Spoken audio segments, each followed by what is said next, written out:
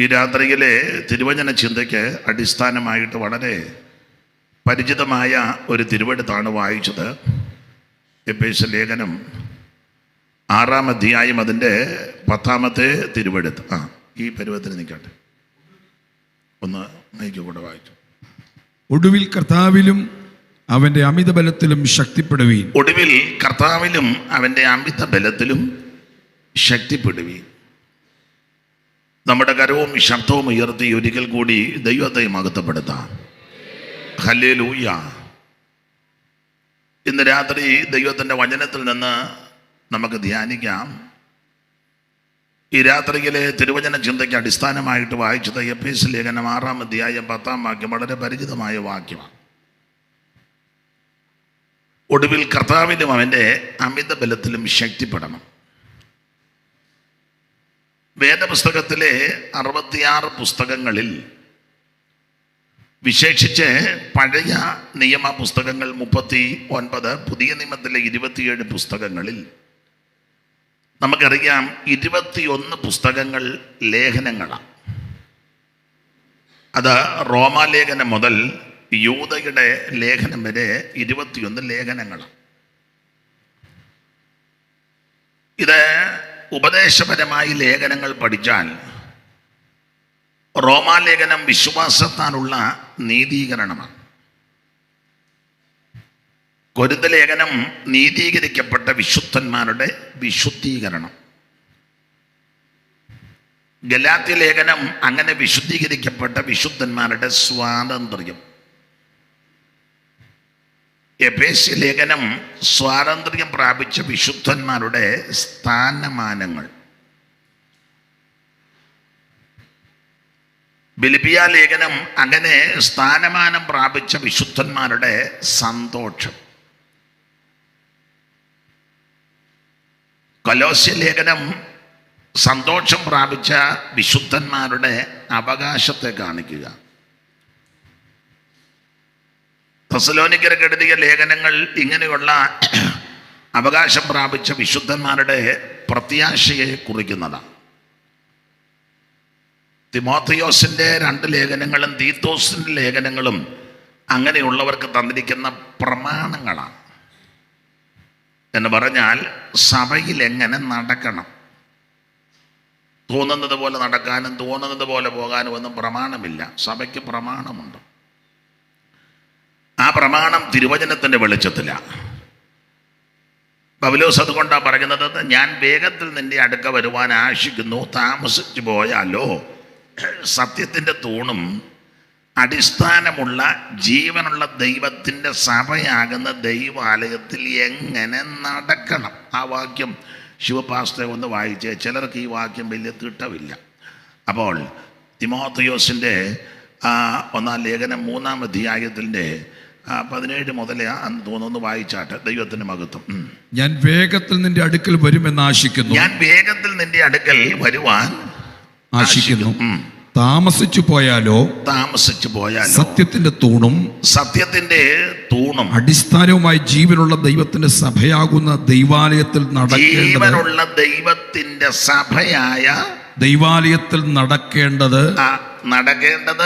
എങ്ങനെയെന്ന്, സഭയിൽ നടക്കേണ്ടത് എങ്ങനെയാ, അതാ ഈ തിമോഥെയോസിന്റെ 2 ലേഖനവും തീത്തോസിന്റെ ലേഖനവും തരുന്ന ഉപദേശ വിഷയം. ആട്ടെ, എല്ലാ ഭാഗത്തേക്കും ഇന്ന് പോകുന്നില്ല. നമ്മൾ എഫേസ്യ ലേഖനം 6-ാം അധ്യായത്തിൻ്റെ 10-ാമത്തെ തിരുവെടുത്താണ് വായിച്ചത്. ഇത് പൗലോസിനാൽ എഴുതപ്പെട്ട ഈടുറ്റ ഒരു ലേഖനമാണ്. നമുക്കറിയാം 21 ലേഖനങ്ങളിൽ സിംഹഭാഗ ലേഖനങ്ങളും പൗലോസിനാൽ എഴുതപ്പെട്ട ലേഖനങ്ങളാണ്. ഏതാണ്ട് 14 ലേഖനങ്ങൾ പൗലോസിനാൽ എഴുതപ്പെട്ട ലേഖനമാണ്, എബ്രായ ലേഖനം കൂടെ ചേർത്ത്. ഈ 21 ലേഖനങ്ങളിൽ ശ്രദ്ധിക്കുക. നിങ്ങൾക്കറിയാം, വേദപഠിതാക്കൾ പറയുന്നത് 21 ലേഖനങ്ങളിൽ ലേഖനങ്ങളുടെ റാണിയാണ് എഫേസ്യ ലേഖനം. ലേഖനങ്ങളുടെ രാജാവാണ് കൊലോസ്യ ലേഖനം. ഈ എഫേസ്യ ലേഖനം ലേഖനങ്ങളുടെ റാണിയാകാൻ അതിലെ പ്രധാനപ്പെട്ട ഒരു വിഷയം സഭ എന്നുള്ളതാണ്. സഭ. അതാണിത് ലേഖനങ്ങളുടെ റാണി എന്ന് വിശേഷമായിട്ട് കൊടുത്തിരിക്കുന്നത്. കൊലോസ്യ ലേഖനം ലേഖനങ്ങളുടെ രാജാവാണ്. കാരണം കൊലോസ്യ ലേഖനത്തിലെ പ്രധാനപ്പെട്ട വിഷയം യേശു ക്രിസ്തുവാണ്. എല്ലാവരിലും ശ്രേഷ്ഠനായ ഉന്നതനായ മഹിമയുള്ള യേശു ക്രിസ്തു. ചില ആൾക്കാർ ധരിച്ചിരിക്കുന്നത് യേശു ക്രിസ്തു മാത്രം പോരാ, വേറെയും ചില ആൾക്കാരൊക്കെ വേണം. യേശു ക്രിസ്തുവിനെ കൊണ്ട് എല്ലാ വിഷയവും പരിഹരിക്കാൻ ഒക്കത്തില്ല. യേശു ക്രിസ്തുവിൻ്റെ അമ്മ വേണം, ഉപ്പാപ്പൻ വേണം, കൊച്ചപ്പൻ വേണം, അന്ത്രയോസ് വേണം, ഗീവർഗീച്ചൻ വേണം. യേശുവിനെ കൊണ്ട് തന്നെ എന്നാ നിങ്ങൾ ദിക്കും പൊക്കും നോക്കുന്നത്? അപ്പൊ യേശു ക്രിസ്തുവിനെ കൊണ്ട് മാത്രം പറ്റത്തില്ലെന്നാ ചിലരുടെ ചിന്ത. എന്നാൽ പൗലോസ് ആ കാര്യം വളരെ സ്പഷ്ടമായിട്ട് പറഞ്ഞു. ആ വാക്യം വായിച്ചേ, കൊലോസ്യ ലേഖനം 1-ാം അധ്യായത്തിന്റെ 15 ആദ്യം വായിക്കണം. അവൻ അദർശനായ ദൈവത്തിന്റെ പ്രതിമയും. യേശു ക്രിസ്തു ആരാണെന്ന് അവിടെ വെളിപ്പെടുത്തിയിരിക്കുക. 14 മുതൽ വായിച്ചു, 14 മുതൽ വായിച്ചു. അവനിൽ നമുക്ക് പാപമോചനം എന്ന വീണ്ടെടുപ്പുണ്ട്. അവൻ അദർശനായ ദൈവത്തിന്റെ പ്രതിമയും. അവിടുന്ന് അദർശനായ ദൈവത്തിന്റെ പ്രതിമയും സർവ സൃഷ്ടിക്കും ആദ്യജാതനും ആകുന്നു. സ്വർഗത്തിലുള്ളതും ഭൂമിയിലുള്ളതും ദൃശ്യമായതും അദൃശ്യമായതും, സിംഹാസനങ്ങളാകട്ടെ, കർത്തൃത്വങ്ങളാകട്ടെ, വാഴ്ചകളാകട്ടെ, അധികാരങ്ങളാകട്ടെ, സകലവും അവൻ മുഖാന്തരം സൃഷ്ടിക്കപ്പെട്ടു. സകലതും അവിടുന്ന് മുഖാന്തരം സൃഷ്ടിക്കപ്പെട്ടു. അവൻ മുഖാന്തരം അവനായിട്ടും സകലവും സൃഷ്ടിക്കപ്പെട്ടിരിക്കുന്നു. അടുത്ത വാക്യം, അവൻ സർവത്തിനും മുമ്പേ ഉള്ളവൻ. മതി മതി. അവിടുന്ന് സർവത്തിനും മുമ്പേ ഉള്ളവന് എന്ന് പറഞ്ഞാൽ യേശു ക്രിസ്തു മതി. നമ്മുടെ ആയുസ്സിൽ മറ്റൊന്നും ലഭിച്ചില്ലെങ്കിൽ നമുക്ക് ലഭിച്ച ഏറ്റവും വലിയ ഭാഗ്യം, ലഭിക്കേണ്ട ഏറ്റവും വലിയ ഭാഗ്യം യേശു ക്രിസ്തുവിനെ ഏറ്റെടുക്കുക എന്നുള്ളതാണ്. അവിടുന്ന് എല്ലാത്തിനും ആധാരമാണ്. യേശു ക്രിസ്തു സകലത്തിനും 17-ാം വാക്യം ഒന്നുകൂടെ വായിരും. 17. അവൻ സർവത്തിനും മുമ്പേ ഉള്ളവൻ, അവൻ സകലത്തിനും ആധാരമായിരിക്കുന്നു. മതി. അപ്പൊ യേശു ക്രിസ്തുവാണ് സകലത്തിനും മുമ്പൻ, അവിടുന്നാണ് സകലത്തിനും ആധാരം, അവിടുന്ന് മാത്രമാണ് സകലത്തെയും നിയന്ത്രിക്കുന്നവൻ. യേശു ക്രിസ്തു മാത്രം മതി, വേറെ ആരും വേണ്ട. ദൈവത്തിന് മഹത്വം.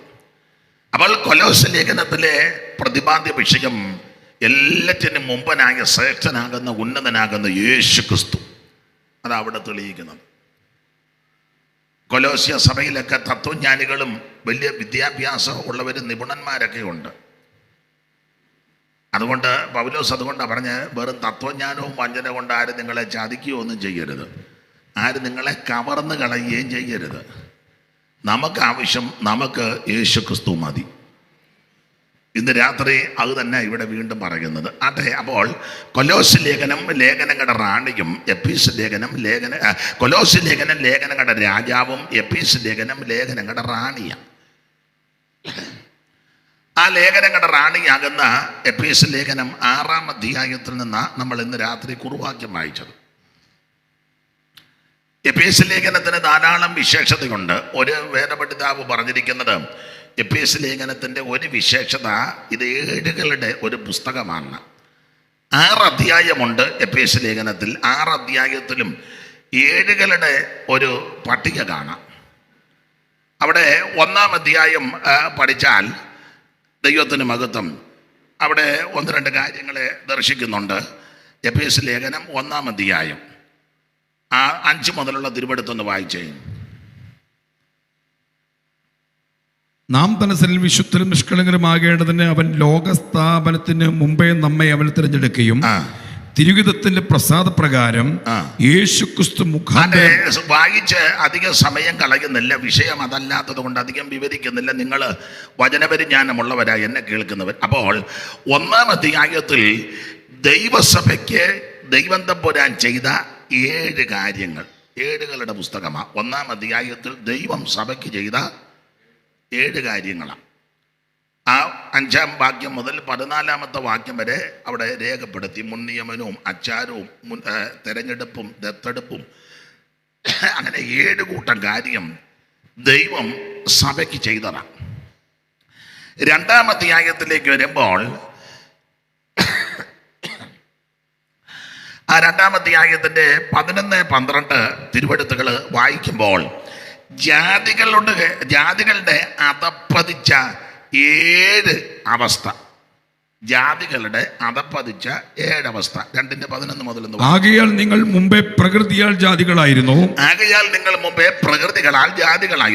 ജഡത്തിന്റെ കയ്യിലുള്ള പരിച്ഛേദനയേറ്റ് പരിച്ഛേദനക്കാർ എന്ന് പേരുള്ളവരാൽ അഗ്രചർമ്മക്കാർ എന്ന് വിളിക്കപ്പെട്ടിരുന്നു. അടുത്തത്, അക്കാലത്ത് നിങ്ങൾ ക്രിസ്തുവിനെ കൂടാതെയുള്ളവരും ഇസ്രായേൽ പൗരതയോട് ബന്ധമില്ലാത്തവരും വാഗ്ദത്തത്തിന്റെ നിയമങ്ങൾക്ക് അന്യരും പ്രത്യാശയില്ലാത്തവരും ലോകത്തിൽ ദൈവമില്ലാത്തവരുമായിരുന്നു എന്ന് ഓർത്തുകൊള്ളുവീൻ. അപ്പൊ ശ്രദ്ധിക്കുക, ജാതികളുടെ 7 അധപ്പതിച്ച അവസ്ഥ. 1-ാം അധ്യായത്തിലെ 7 കാര്യം എന്ന് പറഞ്ഞാൽ ദൈവം സഭയ്ക്ക് വേണ്ടി ചെയ്തത് 7 കൂട്ടം കാര്യം. 2-ാം അധ്യായത്തിൽ ജാതികളുടെ അധപ്പതിച്ച 7 അവസ്ഥ. ആരായി ജാതികള്?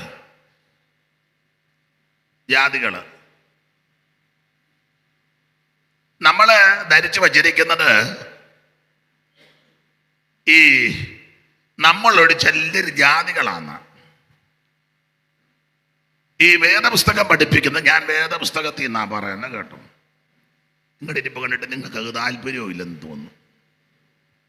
ഇയാളെന്തിനാ വേദപുസ്തകത്തിൽ നിന്നതെല്ലാം പറയുന്നത്? അപ്പൊ ശ്രദ്ധിക്കുക, യഹൂദനും ദൈവസഭയും ഒഴിച്ച് ബാക്കി മുഴുവൻ ജാതികളാണ്.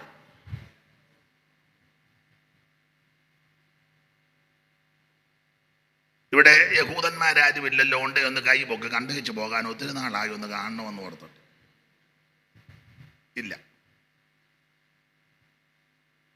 ഇവിടെ യഹൂദന്മാരില്ല. പിന്നെ ഒരു ഗ്രൂപ്പ് ദൈവസഭയാണ്. ഏതാ ദൈവസഭ? ഓരോ സഭക്കാരും പറയുന്നത് ഞങ്ങളുടേതാ ശരിയായ സഭയെന്ന. കത്തോലിക്കര് പറയുന്നത് തിരുസഭ ഞങ്ങളാ ശരിയായ സഭ എന്നാ അവര് പറയുന്നത്. ഒരു കത്തോലിക്കരെന്ന് പോലും പറയത്തില്ല, തിരുസഭ. പോപ്പിന്റെ കീഴിൽ ലോകം മുഴുവൻ പടർന്നു കിടക്കുന്ന സഭയാ തിരുസഭ. കത്തോലിക്കര് നമ്മൾ സഭയാണെന്ന് പറഞ്ഞ് അങ്ങോട്ട് ചെന്നാൽ അവർ മൈൻഡ് ചെയ്യത്തില്ല, അത് വേറൊരു വിഷയം. അപ്പോൾ അവർ പറയുന്നത് ഞങ്ങളാണ് തിരുസഭ. റോമില്, വത്തിക്കാനിൽ പോപ്പിന്റെ കീഴെ ലോകം മുഴുവൻ പടർന്ന്, വിശേഷിച്ച് ഈ കേരളത്തിലും വളരെ ബലവത്താവര്. അവരുടെ മേലധ്യക്ഷന്മാരെന്തെങ്കിലും കാര്യം പറഞ്ഞാൽ അത് ഗവൺമെൻറ്റും ഒക്കെ അത് നടപ്പിലാക്കി കൊടുക്കുക. നമ്മുടെ മേലധ്യക്ഷന്മാർ ഒന്നും അങ്ങനെ പറയാറുമില്ല, പറഞ്ഞാവോട്ട് ഏൽക്കുകയില്ല. പിടിപ്പുണ്ടവർക്ക്. വിശേഷിച്ച് ചങ്ങനാശ്ശേരി രൂപതയൊക്കെ, ആ രൂപത വളരെ സ്ട്രോങ്ങാണ്, നിങ്ങൾക്കറിയാമല്ലോ. ആദ്യത്തെ അവരുടെ പ്രധാനപ്പെട്ട ആള് ഡോക്ടർ ലെബീഞ്ച്, ചങ്ങനാശ്ശേരിയിൽ, അന്ന് 18 പള്ളിയുടെ തലസ്ഥാനമാണ് ഡോക്ടർ ലെബീഞ്ച്. പിന്നെ കാളാശ്ശേരി പിതാവ്, കുരിയാളശ്ശേരി പിതാവ്, പിന്നെ മാർ ആൻ്റണി പടിയറ, കാവുകാട്ട് പിതാവ്, പൗവത്തി പിതാവ്. ആട്ടെ, ഞാൻ ആ ഭാഗത്തേക്കൊന്നും പോകുന്നില്ല. വളരെ സ്ട്രോങ്ങാണ്. കേരളത്തിൽ തന്നെ ലോകം മുഴുവൻ അവർ വളരെ സ്ട്രോങ്ങാണ്. അപ്പം അവർ പറയുന്നത് ആദ്യ ശരിയായ സഭ ഞങ്ങളാന്ന, കത്തോലിക്കരാന്ന, തിരുസഭ. അപ്പം അവരെ കടന്നു വെട്ടിക്കൊണ്ട യാക്കോബായ ഓർത്തഡോക്സുകാർ പറയുന്നത് അത് പാരമ്പര്യമില്ല, ഞങ്ങൾക്ക് ആ പാരമ്പര്യം. ഓർത്തഡോക്സ് യാക്കോബ, അന്ത്യോക്യ സിംഹാസനം. വേറെ പുസ്തകം പഠിച്ച അപ്പോസ്തലന്മാർക്ക് കൊരണ്ടി പോലും ഇല്ലായിരുന്നു, പിന്നെ ആ സിംഹാസനം. അപ്പൊ അവര് പറയുന്നത് ഞങ്ങളാണ് ശരിയായ സഭ, ഓർത്തഡോക്സ് ദേവലോകവാസ്ഥാനമാക്കി. അന്ത്യോക്യയിലെ യാക്കോബക്കാർ, 2 കക്ഷികൾ, അബാബ കക്ഷി, മെത്രാൻ കക്ഷി. തർക്കവും വാദവും ഒക്കെ നമ്മൾ പേപ്പറിൽ കാണുകയും അതിൻ്റെ സമരമുറകളും ഒക്കെ നമ്മൾ കണ്ടിട്ടില്ല. അടക്കാൻ പോലും അനുവദിക്കുകയല്ല ചിലയിടത്ത്. ഒരിക്കൽ നമ്മൾ കണ്ടത് ആ ഡെഡ് ബോഡി റോഡിൽ വെച്ചുകൊണ്ട് തർക്കമാണ്. അപ്പൊ ചുരുക്കി പറഞ്ഞാൽ അതവിടെ നിൽക്കട്ടെ, അത് കോടതിയൊക്കെ വിധിക്കട്ടെ, നമ്മൾ കയറി വിധിക്കണ്ട. അപ്പൊ അവര് പറയുന്നത് ശരിയായ സഭ ഞങ്ങളുടെ സഭ ഓർത്തഡോക്സ് യാക്കോബായ സഭകളെന്നാണ്. നമ്മൾ ആ ശരിയായ സഭയെന്ന് പറഞ്ഞാൽ അവർ മൈൻഡ് ചെയ്യത്തില്ല. ഞങ്ങൾ ഒരിക്കലൊരു സ്ഥലത്ത് ചെന്നൊരു അടക്കത്തിന് ചെന്നതാ. അടക്കത്തിന് ചെന്നത് മാത്രമാണോ? എൻ്റെ ദൈവമേ, അത് ഒരു വിവരദോഷിയായിരുന്നു അന്ന് അവിടെ. എന്നാൽ നല്ല മനുഷ്യരുണ്ട്, നല്ല ആൾക്കാർ. എനിക്ക് വളരെ സന്തോഷം തോന്നി. ഇപ്പം ഈ ഓഡിറ്റോറിയം ഈ സുവിശേഷ യോഗത്തിനും സ്തോത്ര പ്രാർത്ഥനയ്ക്ക് തന്നില്ലേ, അതിൻ്റെ ചുമതലപ്പെട്ടവർ അഭിനന്ദിക്കുന്നു. ദൈവം അവരെ അനുഗ്രഹിക്കട്ടെ. നല്ല മനുഷ്യരുണ്ട്, അതെല്ലാ വിഭാഗത്തിലും ഉണ്ട്. എന്നാൽ അന്ന് വന്നത് ഒരു വർക്കത്ത് കെട്ടവനായിരുന്നു. എവിടാ എന്താന്ന് ഞാനിപ്പോൾ പറയുന്നില്ല, എന്താ പറഞ്ഞെന്ന് ഞാനിപ്പോൾ പറയുന്നില്ല. അങ്ങനെയുള്ള ആൾക്കാരും ഉണ്ട്, എല്ലായിടത്തും ഉണ്ട് നല്ല മനുഷ്യരും മുമ്പേ പറഞ്ഞ ആൾക്കാരും. അപ്പം അവർ പറയുന്നത് ശരിയായ സഭ ഞങ്ങളുടെ സഭയാണെന്ന്. അപ്പം ഇവരെ കടത്തി വെട്ടിക്കൊണ്ട കേരളത്തിൽ വളരെ സ്ട്രോങ്ങാ മാർത്തോമക്കാർ. AD 52 തോമാസ് ലീഗ കൊടുങ്ങല്ലൂർ വന്നെന്നോ 4 ബ്രാഹ്മണ കുടുംബത്തെ മുക്കി എന്ന ഈ കള്ളക്കഥയെല്ലാം ഒപ്പിച്ച് വെച്ചേക്കുന്നത്. പിന്നെ തോമാച്ചൻ അവിടുന്ന് ഇവിടെ അടുത്ത് നിരണത്ത് വന്നെന്നോ തടി കുരിശൊഴുകി വന്നെന്നോ അതിന് ഒരു പ്രത്യേക പേര് വെക്കിട്ട് തോമത്ത് കടവ്. എന്തെല്ലാം സൂത്രബുദ്ധികളാണ്. തോമത്ത് കടവ്. തോമാച്ചൻ വന്ന് വെള്ളം ഇങ്ങനെ ആട്ടെ, നമ്മുടെ വിഷയം ഇപ്പം അതല്ലല്ലോ. അപ്പം അവര് മാർത്തോമക്കാർ പറയുന്നത് ശരിയായ പാരമ്പര്യം അതിനെ കൊടുത്തിട്ടുണ്ട്. സിറിയൻ മാർത്തോമ എന്നൊക്കെയാണ് കൊടുത്തേക്കുന്നത്. ഇവിടുത്തെ എങ്ങും അല്ല. ഞങ്ങളാണ് ശരിയായ സഭയെന്നാണ് മാർത്തോമക്കാരുടെ വാദം. അപ്പം ഇവരെ കടത്തി വെട്ടിക്കൊണ്ടാണ് CMS CSI ആംഗ്ലിക്കൻ സഭകൾ ഒരു കാലത്ത് നന്നായി ഇവിടെ സുവിശേഷം അറിയിച്ചവരാ.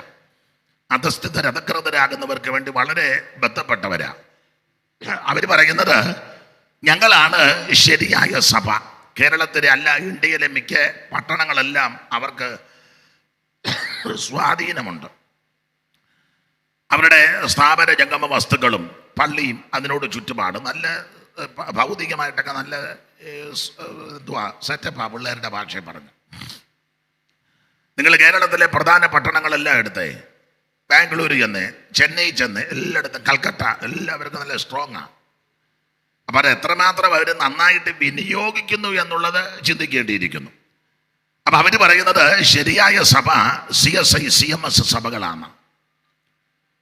അപ്പോൾ അവരെ കടത്തി വെട്ടിക്കൊണ്ടാണ് സാൽവേഷൻ ആർമിക്കാർ വന്ന് പറയുന്നത് ഞങ്ങളാണ് ശരിയായ സഭ, രക്ഷാസൈന്യം. മുമ്പേ ഓർപ്പിച്ചല്ലോ, ആ പാട്ട് വളരെ മനോഹരമായ പാട്ട്, നല്ല പാട്ടാണ്. വില്യം ബൂത്ത് എനിക്ക് തോന്നുന്നു കടൽ തീരത്തെങ്ങാണ്ട് പോയി നിന്ന് അങ്ങനെ എങ്ങാണ്ടാണോ അതിൻ്റെ ചരിത്രം ജോഡി എന്നാ എല്ലാവരും പറയുന്നത്. അപ്പം എന്നോട് അടുത്ത കാലത്ത് ഒരാളെ പറഞ്ഞ അതല്ല അതിൻ്റെ ശരിയായ ചരിത്രം വേറെയാണ്. അങ്ങനല്ലയോ? എന്തായാലും പാട്ട് നല്ലതാ.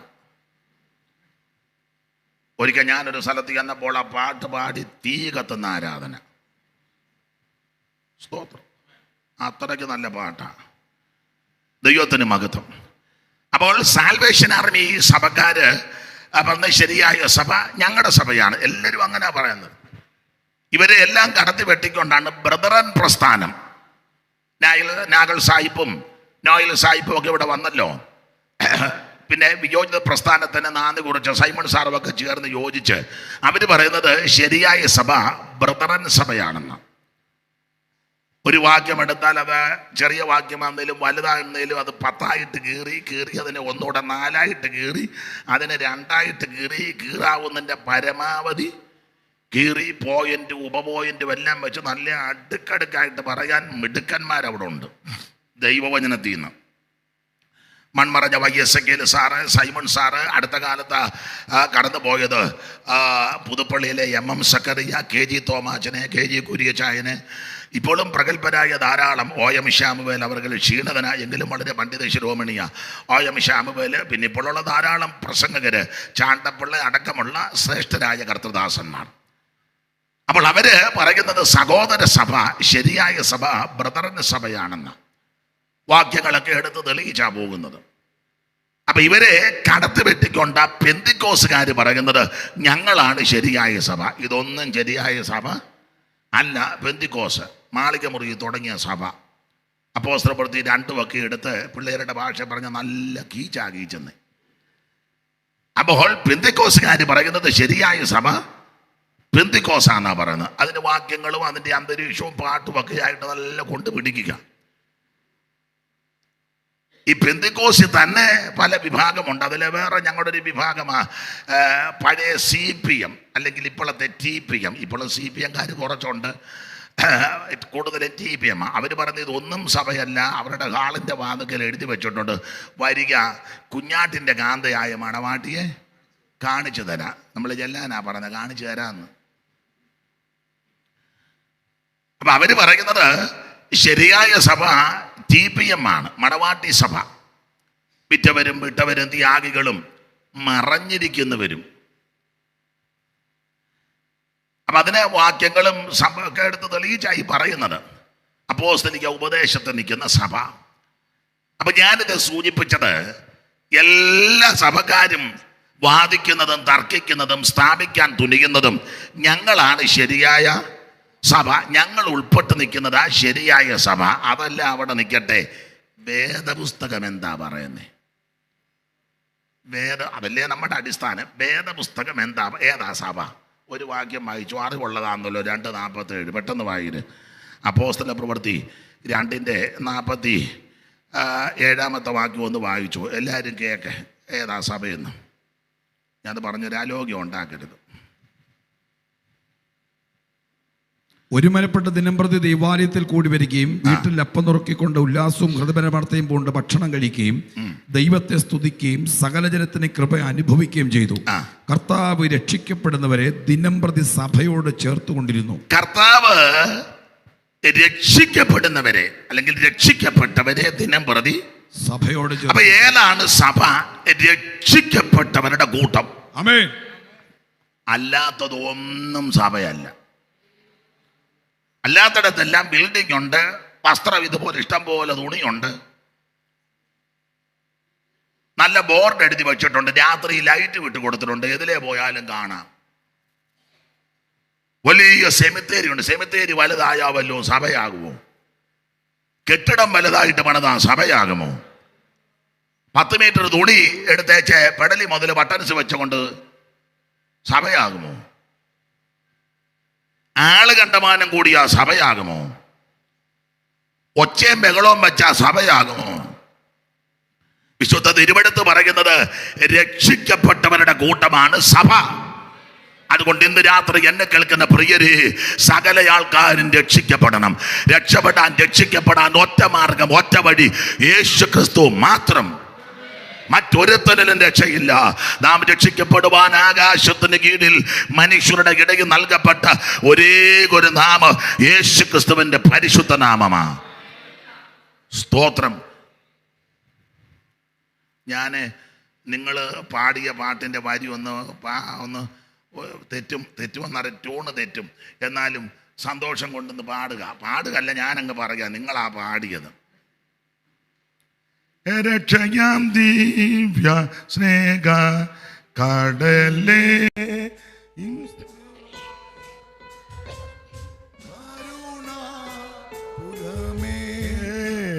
രക്ഷയാം ദിവ്യ സ്നേഹ കടലേ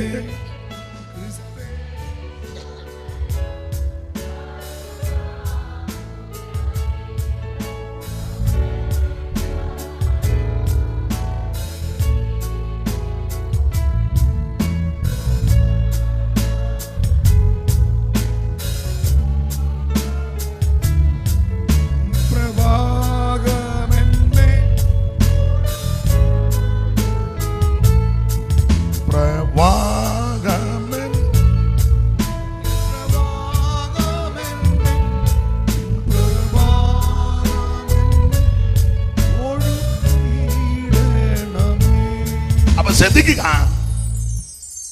ഹേ രക്ഷയാം ദിവ്യ സ്നേഹക്കടല. ഇന്ന് രാത്രി ആ സ്നേഹക്കടലാകുന്ന യേശു ക്രിസ്തുവിന്റെ കൊടി മാത്രമാണ് രക്ഷ. മറ്റൊരുത്തനും രക്ഷയില്ല. കർമ്മമാർഗം കൊണ്ടോ പുണ്യപ്രവൃത്തി കൊണ്ടോ ദാനധർമ്മം കൊണ്ടോ നേർച്ച കാഴ്ച കൊണ്ടോ ആചാര അനുഷ്ഠാനങ്ങൾ കൊണ്ടോ പാരമ്പര്യം കൊണ്ടൊന്നും രക്ഷപ്പെടുകയില്ല. ഞാൻ ക്രൈസ്തവ കുടുംബത്തിൽ ജനിച്ചതാ. എൻ്റെ അപ്പച്ചൻ പാസ്റ്ററാ, വല്യപ്പച്ചൻ സെൻട്രൽ പാസ്റ്ററാ, എൻ്റെ അപ്പച്ചൻ അയ്യായ, പിന്നെ നമ്മുടെ സ്ഥാനങ്ങളുണ്ടല്ലോ, എന്തുവാ കേണലുമൊക്കെ, കേണല്, പിന്നെ എന്തുവാ കമ്മീഷണറ്, കേണല്, ജനറല്, മേജർ ആണെങ്കിലും ജനറൽ ആണെങ്കിലും കമ്മീഷണർ ആണെങ്കിലും കേണലാണെങ്കിലും നീ രക്ഷിക്കപ്പെടണം. നീ പാസ്റ്റർ ആണെങ്കിലും സെൻട്രൽ പാസ്റ്റർ ആണെങ്കിലും സഭയുടെ പ്രസിഡന്റ് ആണെങ്കിലും ഓവർസിയർ ഏത് കുന്തമാണെങ്കിലും രക്ഷിക്കപ്പെടണം. നിന്റെ വീട്ടിൽ പള്ളി ഉണ്ടെന്ന് പറഞ്ഞത് കൊണ്ടോ, പെന്തിക്കോസ് ഗോള് പണിത് കൊടുത്തത് കൊണ്ടോ, കുരിശുതൊട്ടി പണിതത് കൊണ്ടോ, അതിനകത്ത് നേർച്ച കിട്ടത് കൊണ്ടോ, ഉപദേശിമാർക്കോ അയ്യാമാർക്ക് ശാപ്പാട് കൊടുത്തത് കൊണ്ടോ, പാസ്റ്റർമാർക്ക് സ്വോത്ര കാഴ്ച കൊടുത്താലോ സ്വർഗത്തിൽ പോകത്തില്ല. സ്വർഗത്തിൽ പോകണമെങ്കിൽ രക്ഷിക്കപ്പെടണം. മറ്റൊരുത്തനും രക്ഷയില്ല. യേശു ക്രിസ്തു മാത്രമാ രക്ഷകൻ. രക്ഷകൻ യേശുവിൻ സന്നിധിയിൽ കടന്നു വന്നിടുവീൻ, എഴുന്നള്ളിയിടട്ടെ. രക്ഷകൻ യേശുവിൻ സന്നിധി കടന്നു വന്നിടുവിൻ, മഹത്വരാജനായി എഴുന്നള്ളിയിടട്ടെ. ആമേ വാഗ്ദത്തം പോലവൻ ഇന്നിവിടെ ആഗതനായിട്ടുണ്ട്. അകൃത്യമൊക്കെയും അനുതാപത്തോടേറ്റു പറയുവിൽ. വാഗ്ദത്തം പോലവൻ ഇന്നിവിടെ ആഗതനായിട്ടുണ്ട്. അകൃത്യമൊക്കെയും അനുതാപത്തോടേറ്റു പറയുവിൽ. ഓ പാപം പോക്കിടും, നിൻ രോഗം നീക്കിടും. ആമേൻ. പാപം പോക്കിടും, നിൻ രോഗം നീക്കിടും. ആമേൻ. ശുദ്ധനാക്കി നിന്നെ പുത്രനാക്കിടോ, ശുദ്ധനാക്കി ഓ രക്ഷകൻ യേശുവിൻ സന്നിധി കടന്നു വന്നിടുവിൻ. മഹത്വരാജനം നിന്നിലക്കുന്നവൻ എഴുന്നള്ളിയിടട്ടെ. രക്ഷകൻ യേശുവിൻ സന്നിധിയിൽ കടന്നു വന്നിടുവിൻ. ഓ മഹത്വരാജനായി നിന്നിലക്കുന്നവൻ എഴുന്നള്ളിയിടട്ടെ. കരമുയർത്തി ദൈവത്തിന് മഹത്വം കരയേറ്റാം. ഇന്ന് രാത്രി എന്നെ കേൾക്കുന്ന പ്രിയരെ, രക്ഷിക്കപ്പെടണം.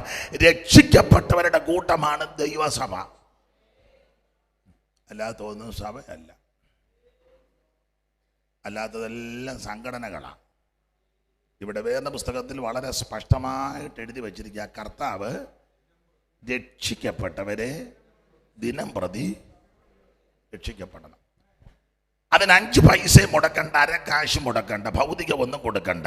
ഒറ്റ വാക്ക് പറഞ്ഞാൽ മതി, യേശുവേ ഞാനൊരു പാപിയാ, എൻ്റെ പാപം ക്ഷമിക്കണം, എന്നെ രക്ഷിക്കണം, എൻ്റെ ഉള്ളത്തിലേക്ക് അവിടുന്ന് വരണം. ആര് പ്രാർത്ഥിക്കും അവരെ യേശു ക്രിസ്തു രക്ഷിക്കും. ആ രക്ഷകൻ ഇന്ന് രാത്രിയിലും ഇവിടെ വന്നിട്ടുണ്ട്. അനുഭവിക്കുന്നവരെ ഓർത്ത് കർത്താവിന് മഹത്വം കരയേറ്റുകയാണ്. ദൈവത്തിന് സ്തോത്രം. അപ്പോൾ എഫേസ്യ ലേഖനത്തിലെ 7 1-ാം അധ്യായത്തിൽ അവൻ സഭയ്ക്ക് വേണ്ടി ചെയ്ത 7 കാര്യങ്ങളാണ്. 2-ാം അധ്യായത്തിലെ 7 കാര്യം ജാതികളുടെ 7 അവസ്ഥകളെ കാണുക. 3-ാം അധ്യായത്തിലേക്ക് വരുമ്പോൾ അവിടെ വായിക്കുന്നത് വിശുദ്ധന്മാരുടെ 7 പ്രാർത്ഥനാ വിഷയം. ആ 3-ാം അധ്യായത്തിൻ്റെ 14 മുതലൊന്ന് വായിച്ചേ. അതുനിമിത്തം ഞാൻ സ്വർഗത്തിലും ഭൂമിയിലുള്ള സകല കുടുംബത്തിനും പേർ വരുവാൻ കാരണമായ പിതാവിന്റെ സന്നിധിയിൽ മുട്ടുകുത്തുന്നു. താഴോട്ട് പഠിച്ചു വരുമ്പോൾ വിശുദ്ധന്മാരുടെ 7 പ്രാർത്ഥനാ വിഷയങ്ങൾ. 4-ാം അധ്യായത്തിലേക്ക് പ്രവേശിക്കുമ്പോൾ ദൈവസഭയ്ക്കുള്ള 7 ഉപദേശങ്ങളാണ്. 7കളുടെ ഒരു പുസ്തകമായി വെളിപ്പാട് പുസ്തകം, എഫേസ്യ ലേഖനം. അപ്പോൾ ദൈവസഭയ്ക്കുള്ള 7 ഉപദേശങ്ങൾ 4-ാം അധ്യായത്തിന്റെ 4-5 വാക്യങ്ങൾ. നിങ്ങളെ വിളിച്ചപ്പോൾ ഏക പ്രത്യാശയ്ക്കായി നിങ്ങൾ പ്രത്യാശ. ശരീരം ഒന്ന്, ആത്മാവ് ഒന്ന്, കർത്താവ് ഒരുവൻ, വിശ്വാസം ഒന്ന്, സ്നാനം ഒന്ന്, എല്ലാവർക്കും മീതെ ഉള്ളവനും എല്ലാവരിലും കൂടി വ്യാപരിക്കുന്നവനും എല്ലാവരിലും ഇരിക്കുന്നവനുമായി എല്ലാവർക്കും ദൈവവും പിതാവുമായവൻ ഒരുവൻ. അപ്പൊ ശ്രദ്ധിക്കുക. അപ്പോൾ 4-ാം അധ്യായത്തിൽ ദൈവസഭയ്ക്കുള്ള 7 ഉപദേശ വിഷയങ്ങളാണ്. നമ്മൾ 5-ാം അധ്യായത്തിലേക്ക് വരുമ്പോൾ ആരാധനയിലെ 7 പ്രധാന ഭാഗങ്ങൾ. അതാണ് 18-20 വാക്യം. 5-ാം അധ്യായത്തിന്റെ 18 ആരാധനയിലെ 7 പ്രധാന ഭാഗങ്ങൾ. ആത്മാവ് നിറഞ്ഞവരായി. അപ്പൊ ആത്മാവ് നിറഞ്ഞവരായി സങ്കീർത്തനം സ്തുതികളാലും സ്തുതി ആത്മീയഗീതങ്ങളാലും ആത്മീയഗീതം തമ്മിൽ സംസാരിച്ചു നിങ്ങളുടെ ഹൃദയത്തിൽ കർത്താവിന് പാടിയും കീർത്തനം ചെയ്തു. നമ്മുടെ കർത്താവായ യേശുക്രിസ്തുവിന്റെ നാമത്തിൽ ദൈവം പിതാമയവൻ എപ്പോഴും എല്ലാറ്റിനും വേണ്ടി സ്തോത്രം ചെയ്തുകൊണ്ടുള്ളവയും. അപ്പൊ ശ്രദ്ധിക്കുക, ആരാധനയിലെ 7 ഭാഗങ്ങൾ, 7 പ്രധാന വിഷയങ്ങളാണ്. 6-ാം അധ്യായത്തിലേക്ക് വരുമ്പോൾ അതാണല്ലോ നമ്മൾ വായിച്ചത്. 6:10 6-ാം അധ്യായത്തിലേക്ക് വരുമ്പോൾ വിശ്വാസികളുടെ 7 അദൃശ്യ ആയുധങ്ങൾ. സ്തോത്രം. വിശ്വാസികളുടെ 7 അദൃശ്യ ആയുധങ്ങൾ. അതാണ് 6-ാം അധ്യായത്തിൻ്റെ 10 മുതൽ താഴോട്ടുള്ള തിരുവെടുത്ത് പഠിക്കുമ്പോൾ നാം അവിടെ രേഖപ്പെടുത്തിയിരിക്കുന്നത്. അപ്പൊ ശ്രദ്ധിക്കുക, എഫേസ്യ ലേഖനം 6 അധ്യായമുണ്ട്. 6 അധ്യായത്തിലും 7കളുടെ കണക്കുണ്ട്. ദൈവത്തിന് മഹത്വം. നമ്മൾ ഇന്ന് രാത്രി 6-ാം അധ്യായത്തിൻ്റെ 10ാമത്തെ തിരുവെടുത്താണ് തിരുവചന ചിന്തയ്ക്ക് അടിസ്ഥാനമായിട്ട് വായിച്ചത്. ആ ഭാഗത്തേക്ക് നമുക്ക് മടങ്ങി വരാം. 6:10. ഒടുവിൽ കർത്താവിലും അവന്റെ അമിതബലത്തിലും ശക്തിപ്പെടുവിൻ. എഫെസോസിലുള്ള വിശ്വാസികളുടെ ധന്യനായ പൗലോസ് പറയുക, ഒടുവിൽ കർത്താവിലും അവന്റെ അമിതബലത്തിലും ശക്തിപ്പെടണം. ദൈവത്തിന് മഹത്വം. ആ പദം നിങ്ങൾ ശ്രദ്ധിച്ചോ. ഒടുവിൽ എന്നുള്ള പദം അവിടെ കൊടുത്തിരിക്കുന്നത്. ഒടുവിൽ എന്നവിടെ കൊടുക്കണമെങ്കിൽ ആദ്യം ചില കാര്യങ്ങൾ പൗലോസ് പറഞ്ഞു.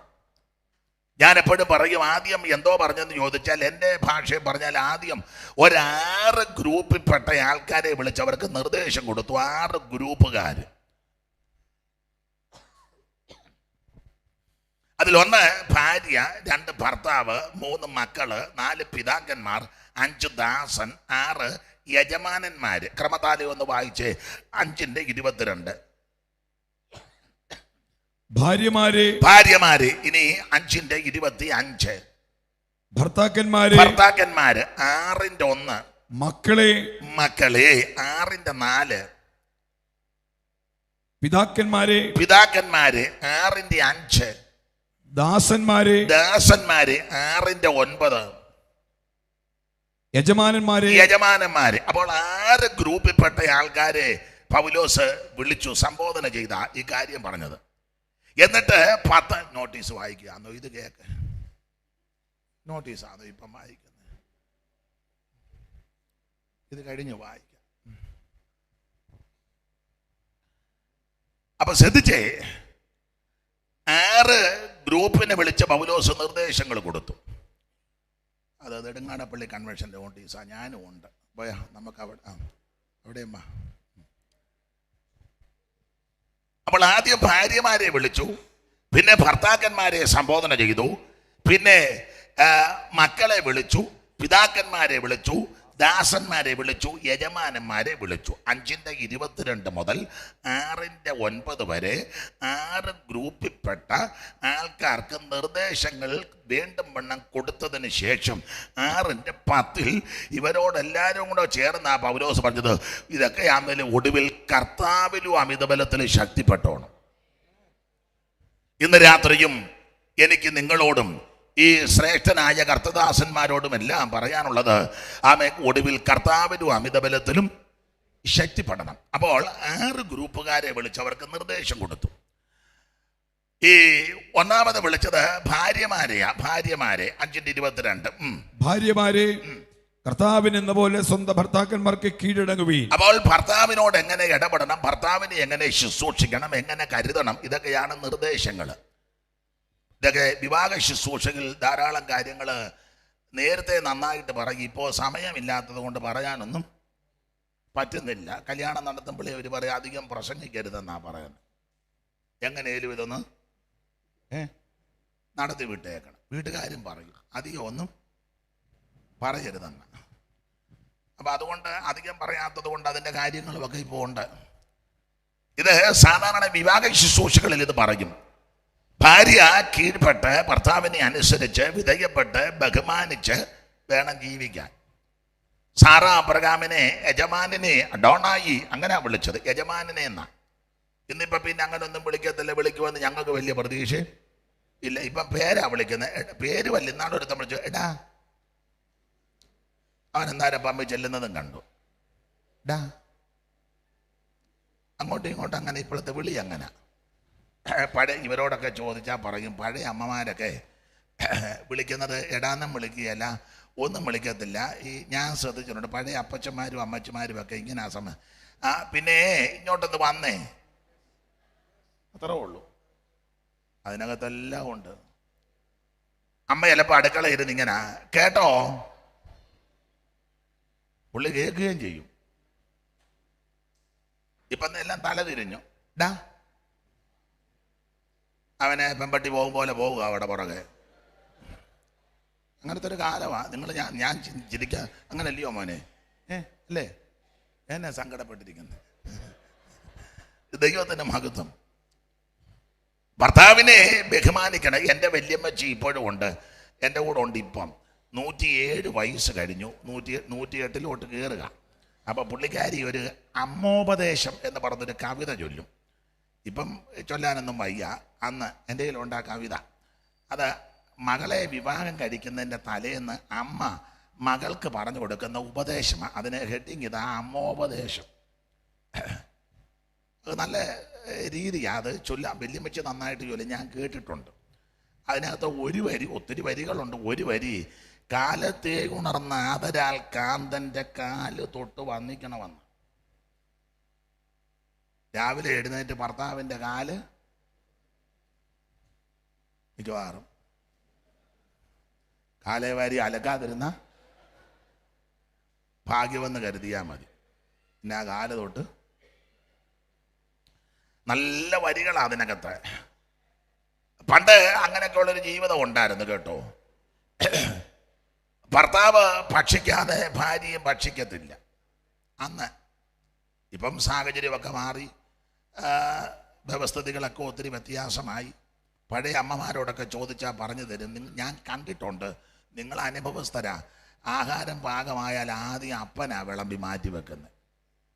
പണ്ട് അപ്പൻ ആദ്യം വിളമ്പി മാറ്റി വെക്കും. ആ വിളമ്പുന്നതിനകത്ത് കൊണ്ട് വിളമ്പ് തവി കൊണ്ട് 4 വശം ഒന്ന് അമുക്കുകയൊക്കെ ചെയ്യും. ഇന്നല്ലയോ ഫ്രിഡ്ജുമൊക്കെ വന്നേ. അന്ന് ഫ്രിഡ്ജില്ല, ഉറിയല കൊണ്ട് വെക്കുന്നത്. ഞാൻ ആ ഭാഗത്തേക്കൊന്നും പോകുന്നില്ല. ഇനി അത് പറഞ്ഞു കഴിഞ്ഞ് വൈകിട്ട് വീട്ടിൽ ചെന്നതിന് ആലോക്യം ഉണ്ടാക്കുന്നത്. അതുകൊണ്ട് വന്നതുപോലെ തന്നെ സന്തോഷത്തോടെ പോവുകയും വരികയും ചെയ്യാം. എന്നാൽ പണ്ട് കാലത്ത് അങ്ങനെ അപ്പൻ അല്ലെങ്കിൽ പിതാവ് ദൂരെ പോയി രാത്രി എത്ര ലേറ്റ് ആയിട്ട് വന്നാലും ചില അമ്മമാർ ഉറങ്ങത്തില്ല. ആ റാന്തല വിളക്കിൻ്റെ തിരിയെല്ലാം താഴ്ത്തി ഇങ്ങനെ നോക്കിയിരിക്കും. കാൽപ്പെരുമാറ്റം കേൾക്കുമ്പോൾ അമ്മയ്ക്കറിയാം അപ്പൻ വന്നെന്ന്. അമ്മ ചിലപ്പോൾ പെരയ്ക്കാത്തായിരിക്കും, പക്ഷേ കാൽപ്പെരുമാറ്റം കേൾക്കുമ്പം ചില അമ്മ പറയും, എടി കറക് തുറക്ക, അച്ചായം വന്നു. അപ്പോൾ പിള്ളേർ ചോദിക്കാം, അമ്മ എങ്ങനെ അറിഞ്ഞ പെരയ്ക്കാത്തിരുന്ന അമ്മ, നീ തുറക്ക, അച്ചായം വന്നു. അങ്ങനെ ഒക്കെ എനിക്കറിയാവിടി. ഇന്ന് അച്ചായം വന്ന് വിരക്കി വിറ്റും ബെല്ലടിച്ച് കിടക്കുക. കഥകയിലിടിക്കുന്നു, ജനലയിലിടിക്കുന്നു, വിരക്കി വിറ്റ് അവസാനം അച്ചായം തൈ കേട്ട് അവിടെ തന്നെ അങ്ങ് ഇരിക്കുക. പിന്നെ ആ പെരുമാറ്റം, അച്ചാൻ കാലെടുത്ത് തൊഴിച്ചാൽ പോലും, കഥകിനടുത്ത് തൊഴിച്ചാൽ പോലും. അയ്യോ, ഞാൻ തമാശ പറഞ്ഞതല്ല. ഇപ്പം പിന്നെ മൊബൈലൊക്കെ ആയതുകൊണ്ട് എല്ലാം മെസ്സേജ് വിടുക, അല്ലാതെ കാര്യമൊന്നുമില്ല. ആട്ടെ, നമുക്ക് ആ വിഷയം വിട്ടേക്കാം. അപ്പൊ ഭാര്യമാര് എങ്ങനെ ഭർത്താവിനോട് അനുവർത്തിക്കണം, ഇടപെടണം, ഇതൊക്കെയാ വളരെ പൗലോസ് കർക്കശമായി പറഞ്ഞത്. ഭാര്യമാര്, ഒന്നുകൂടെ വായിച്ചോ, 22. ഭാര്യമാരെ കർത്താവിനെന്ന പോലെ സ്വന്തം ഭർത്താക്കന്മാർക്ക് കീഴടങ്ങണം. പണ്ട് ഞങ്ങളുടെ ഒരു അപ്പച്ചൻ പറഞ്ഞ പോലെ കീഴടങ്ങിയില്ലെങ്കിലും അടങ്ങിയിരുന്നോണ്ടാ മതി. കീഴടക്കാനൊക്കെ നോക്കുന്ന ഇപ്പൊ പ്രശ്നമാണ്. സമത്വമല്ലേ, സമത്വം. ഇപ്പൊ 50% അല്ലെങ്കിൽ കൂടുതലും പോട്ടോ അവരുടെയാ. ഇല്ലേ, കണ്ടില്ലേ? കൂടുതലും അതെ, എല്ലാവരും നിൽക്കുക. ഞാൻ എതിർക്കുന്നൊന്നുമില്ല. ഭർത്താവിനെയും പിള്ളേരെയും ശുശ്രൂഷിക്കേണ്ട പല ആൾക്കാരും അതിന് സമയം കണ്ടെത്തുന്നില്ല. എല്ലാവരും പോവുക. നമ്മളങ്ങനെ നിൽക്കുമ്പോൾ രാവിലെ അവർ മോളി എന്ത് ചെയ്യുക, ബാബു അവൾ ചായ ഇടുന്നു, നേരെ ഇങ്ങോട്ട് വരാൻ പറഞ്ഞു.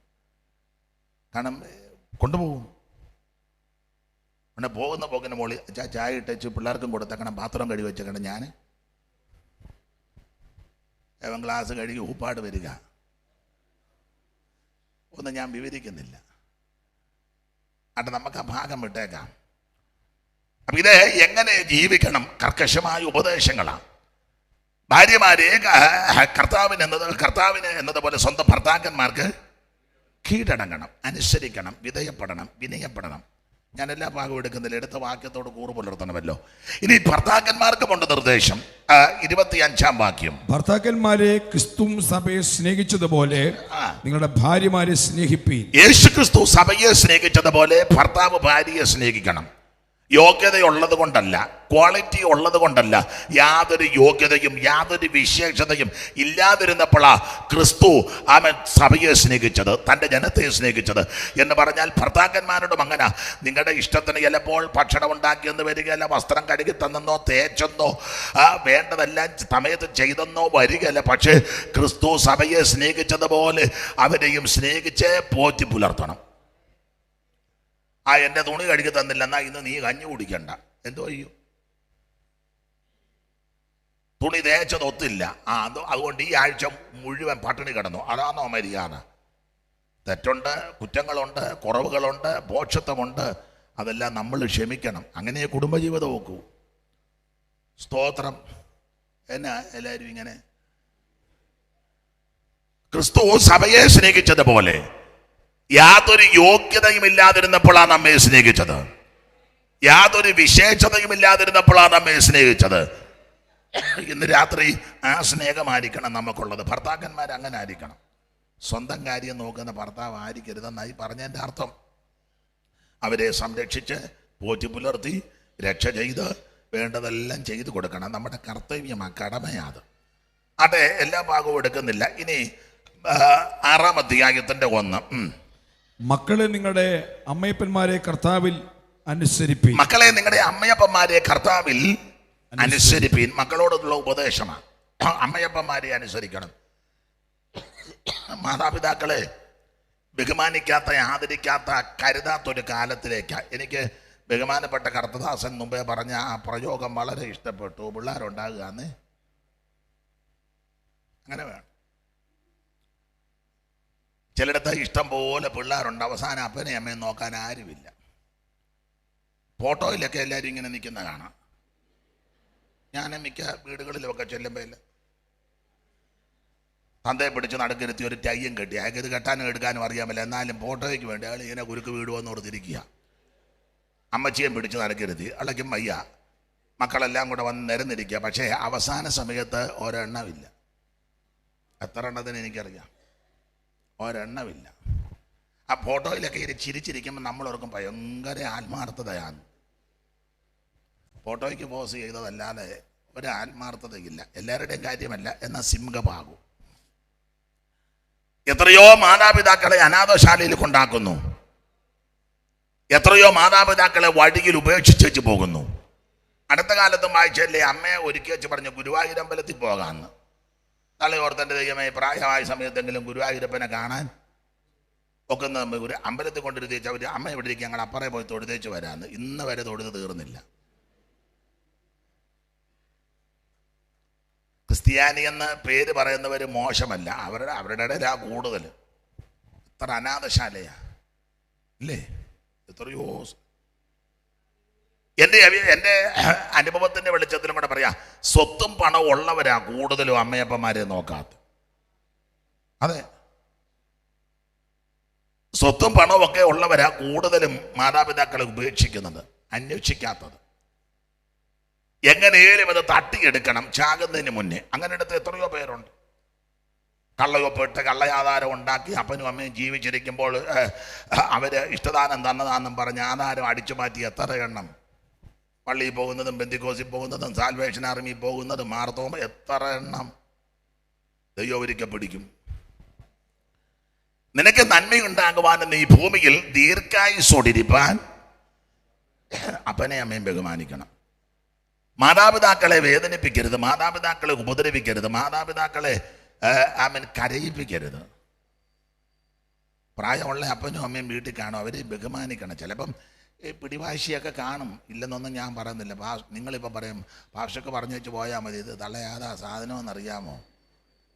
അതൊക്കെ നിങ്ങൾ ചിലപ്പോൾ ഞാൻ എതിർക്കുന്നില്ല. ഞങ്ങൾക്ക് ഒരു വല്യമ്മച്ചി ഉണ്ടായിരുന്നു. അപ്പോൾ എൻ്റെ വല്യമ്മച്ചി പറഞ്ഞ് കേട്ടിട്ടുണ്ട്, ഇച്ചിരി കടുംപിടുത്തവും ശുണ്ടിയൊക്കെ ഉണ്ട്. എന്നാലും എൻ്റെ വല്യമ്മച്ചി അതെല്ലാം സഹിക്കുക, എതിർത്തൊന്നും പറയത്തില്ല, ഒന്നും എതിർത്ത് പറയത്തില്ല.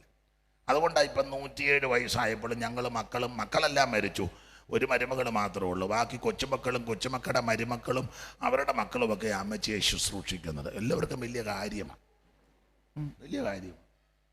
ഇപ്പം ഇങ്ങോട്ട് പോകുന്നപ്പോൾ ഞാൻ ഇച്ചിരി പായസമൊക്കെ കൊടുത്തേച്ചാ പോകുന്നത്, കോരി കൊടുത്തേച്ചാ പോകുന്നത്. ഞാനേ ഉള്ളു അധികം നിന്ന് അവരെല്ലാവരും എപ്പോഴും വരികയും ശുശ്രൂഷിക്കുകയും വലിയ കാര്യമാണ് വല്യമ്മച്ചിയെ. എന്താണെന്ന് ചോദിച്ചാൽ വല്യമ്മച്ചി അങ്ങനെയാണ് ചെയ്തത്, വിതയ്ക്കുന്നതായി കൊയ്യുന്നേ. അപ്പോൾ പുള്ളിക്കാരുടെ അമ്മ മങ്കമ്പുകാരിയാണ്, ഇച്ചിരി ശുണ്ടിയും കടുംപിടുത്തമൊക്കെ ഉള്ളൊരമ്മയാണ്. അപ്പോൾ പറഞ്ഞു കേട്ടിട്ടുണ്ട്, ചില കാര്യം എനിക്കും അറിയാം. ഈ പരാധീനതയുള്ള കാലം പണ്ട് കാലമല്ലേ, അപ്പോൾ ഈ ഭക്ഷണം വിളമ്പുമ്പം അമ്മച്ചി പ്രായമല്ലേ എന്നോർത്ത് എൻ്റെ വല്യമ്മച്ചി ആദ്യം കൊണ്ട് ഭക്ഷണം കൊടുക്കും ഈ അമ്മയ്ക്ക്. ഈ ശുണ്ടി ഉണ്ടെന്നായി പറയുന്നത്. ആദ്യം കൊണ്ട് ഭക്ഷണം കൊടുക്കുമ്പം അമ്മച്ചി ചോദിക്കും, നിങ്ങളൊക്കെ കഴിച്ചോ? ഉടനെ എൻ്റെ വല്യമ്മച്ചി പറയും, ഇല്ല അമ്മച്ചി കഴിച്ചില്ല. അമ്മച്ചിക്ക് ആദ്യം എനിക്ക് ആദ്യം തന്നൊരു മൂലയിലാക്കിയാൽ പിന്നെ നിങ്ങൾക്കെല്ലാം കൂടെ ഒന്നിച്ചിരുന്ന്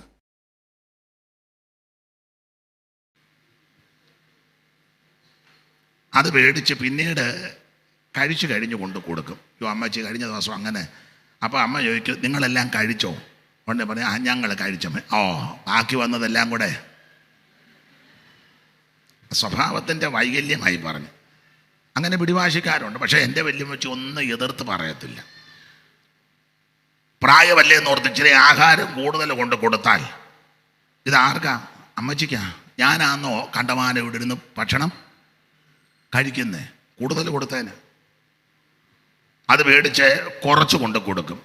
ഉടനെ പറയുന്ന ഇങ്ങനെ അന്നേ അധികം നാൾ തരണ്ടല്ലോ. ഒരു തരത്തിൽ വല്യമ്മച്ചി പറഞ്ഞതാ. ഒരിക്കൽ ഇച്ചിരി കൊണ്ട് കൊടുത്തു, വേണേ ഇനിയും കൊടുക്കാമല്ലോ, ഇത് എങ്ങനെ കൊടുത്താലും കുറ്റമാണ്. ഇച്ചിരി കൊണ്ട് കൊടുത്തു. ഉടനെ കഴിച്ചു തീർന്നപ്പം എൻ്റെ വല്യമ്മ ചോദിച്ചു, അമ്മച്ചി ഇച്ചിരി കൂടെ തരട്ടെ, ഈ പാത്രത്തിനിട ഉണ്ടായിരുന്നല്ലോ. എന്നാ ചെയ്യും ഇതിനെയൊക്കെ?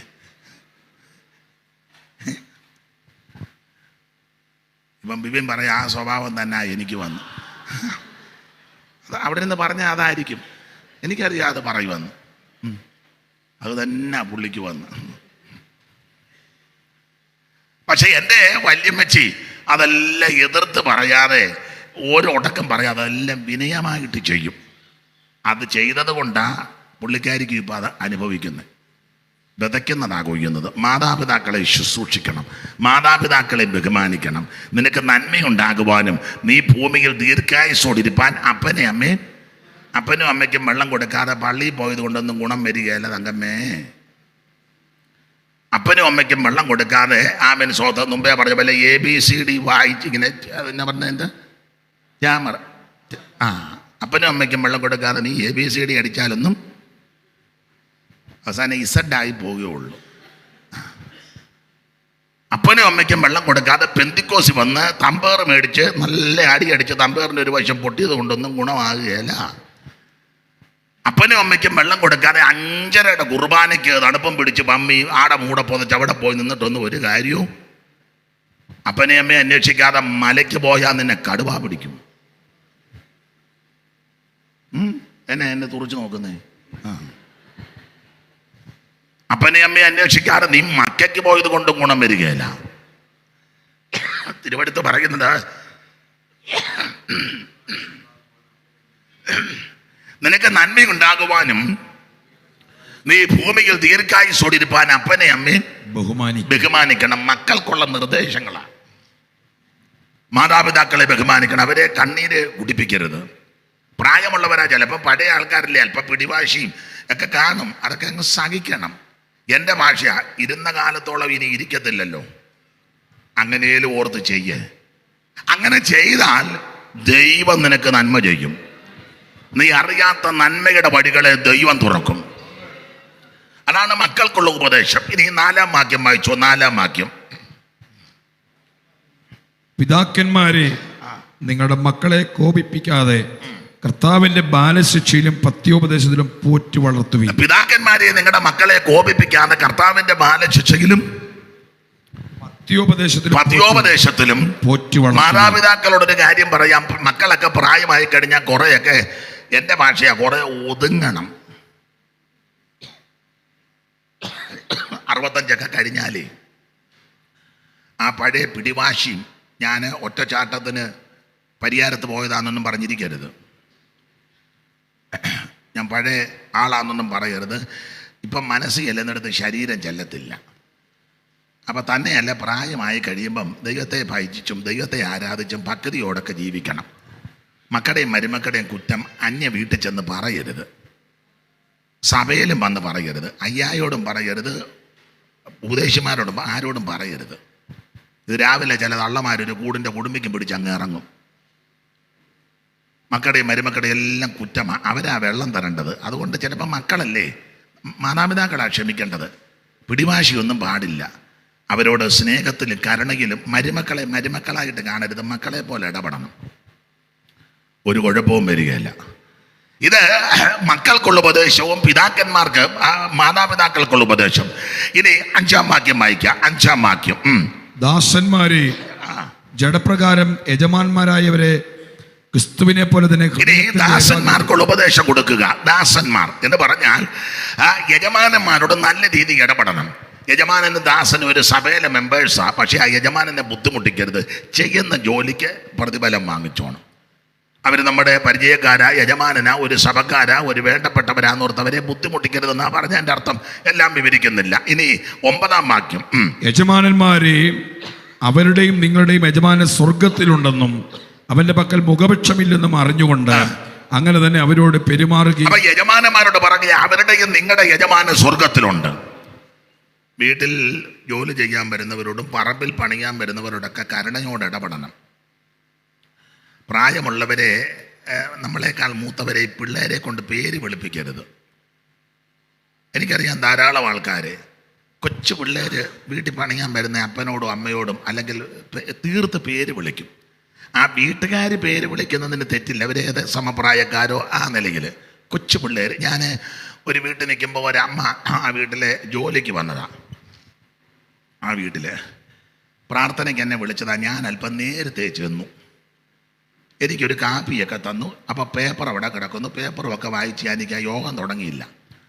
അപ്പോൾ ആ വീട്ടിലെ 12 വയസ്സ് കാണും ഒരു പെങ്കൊച്ച്, 12 വയസ്സ്.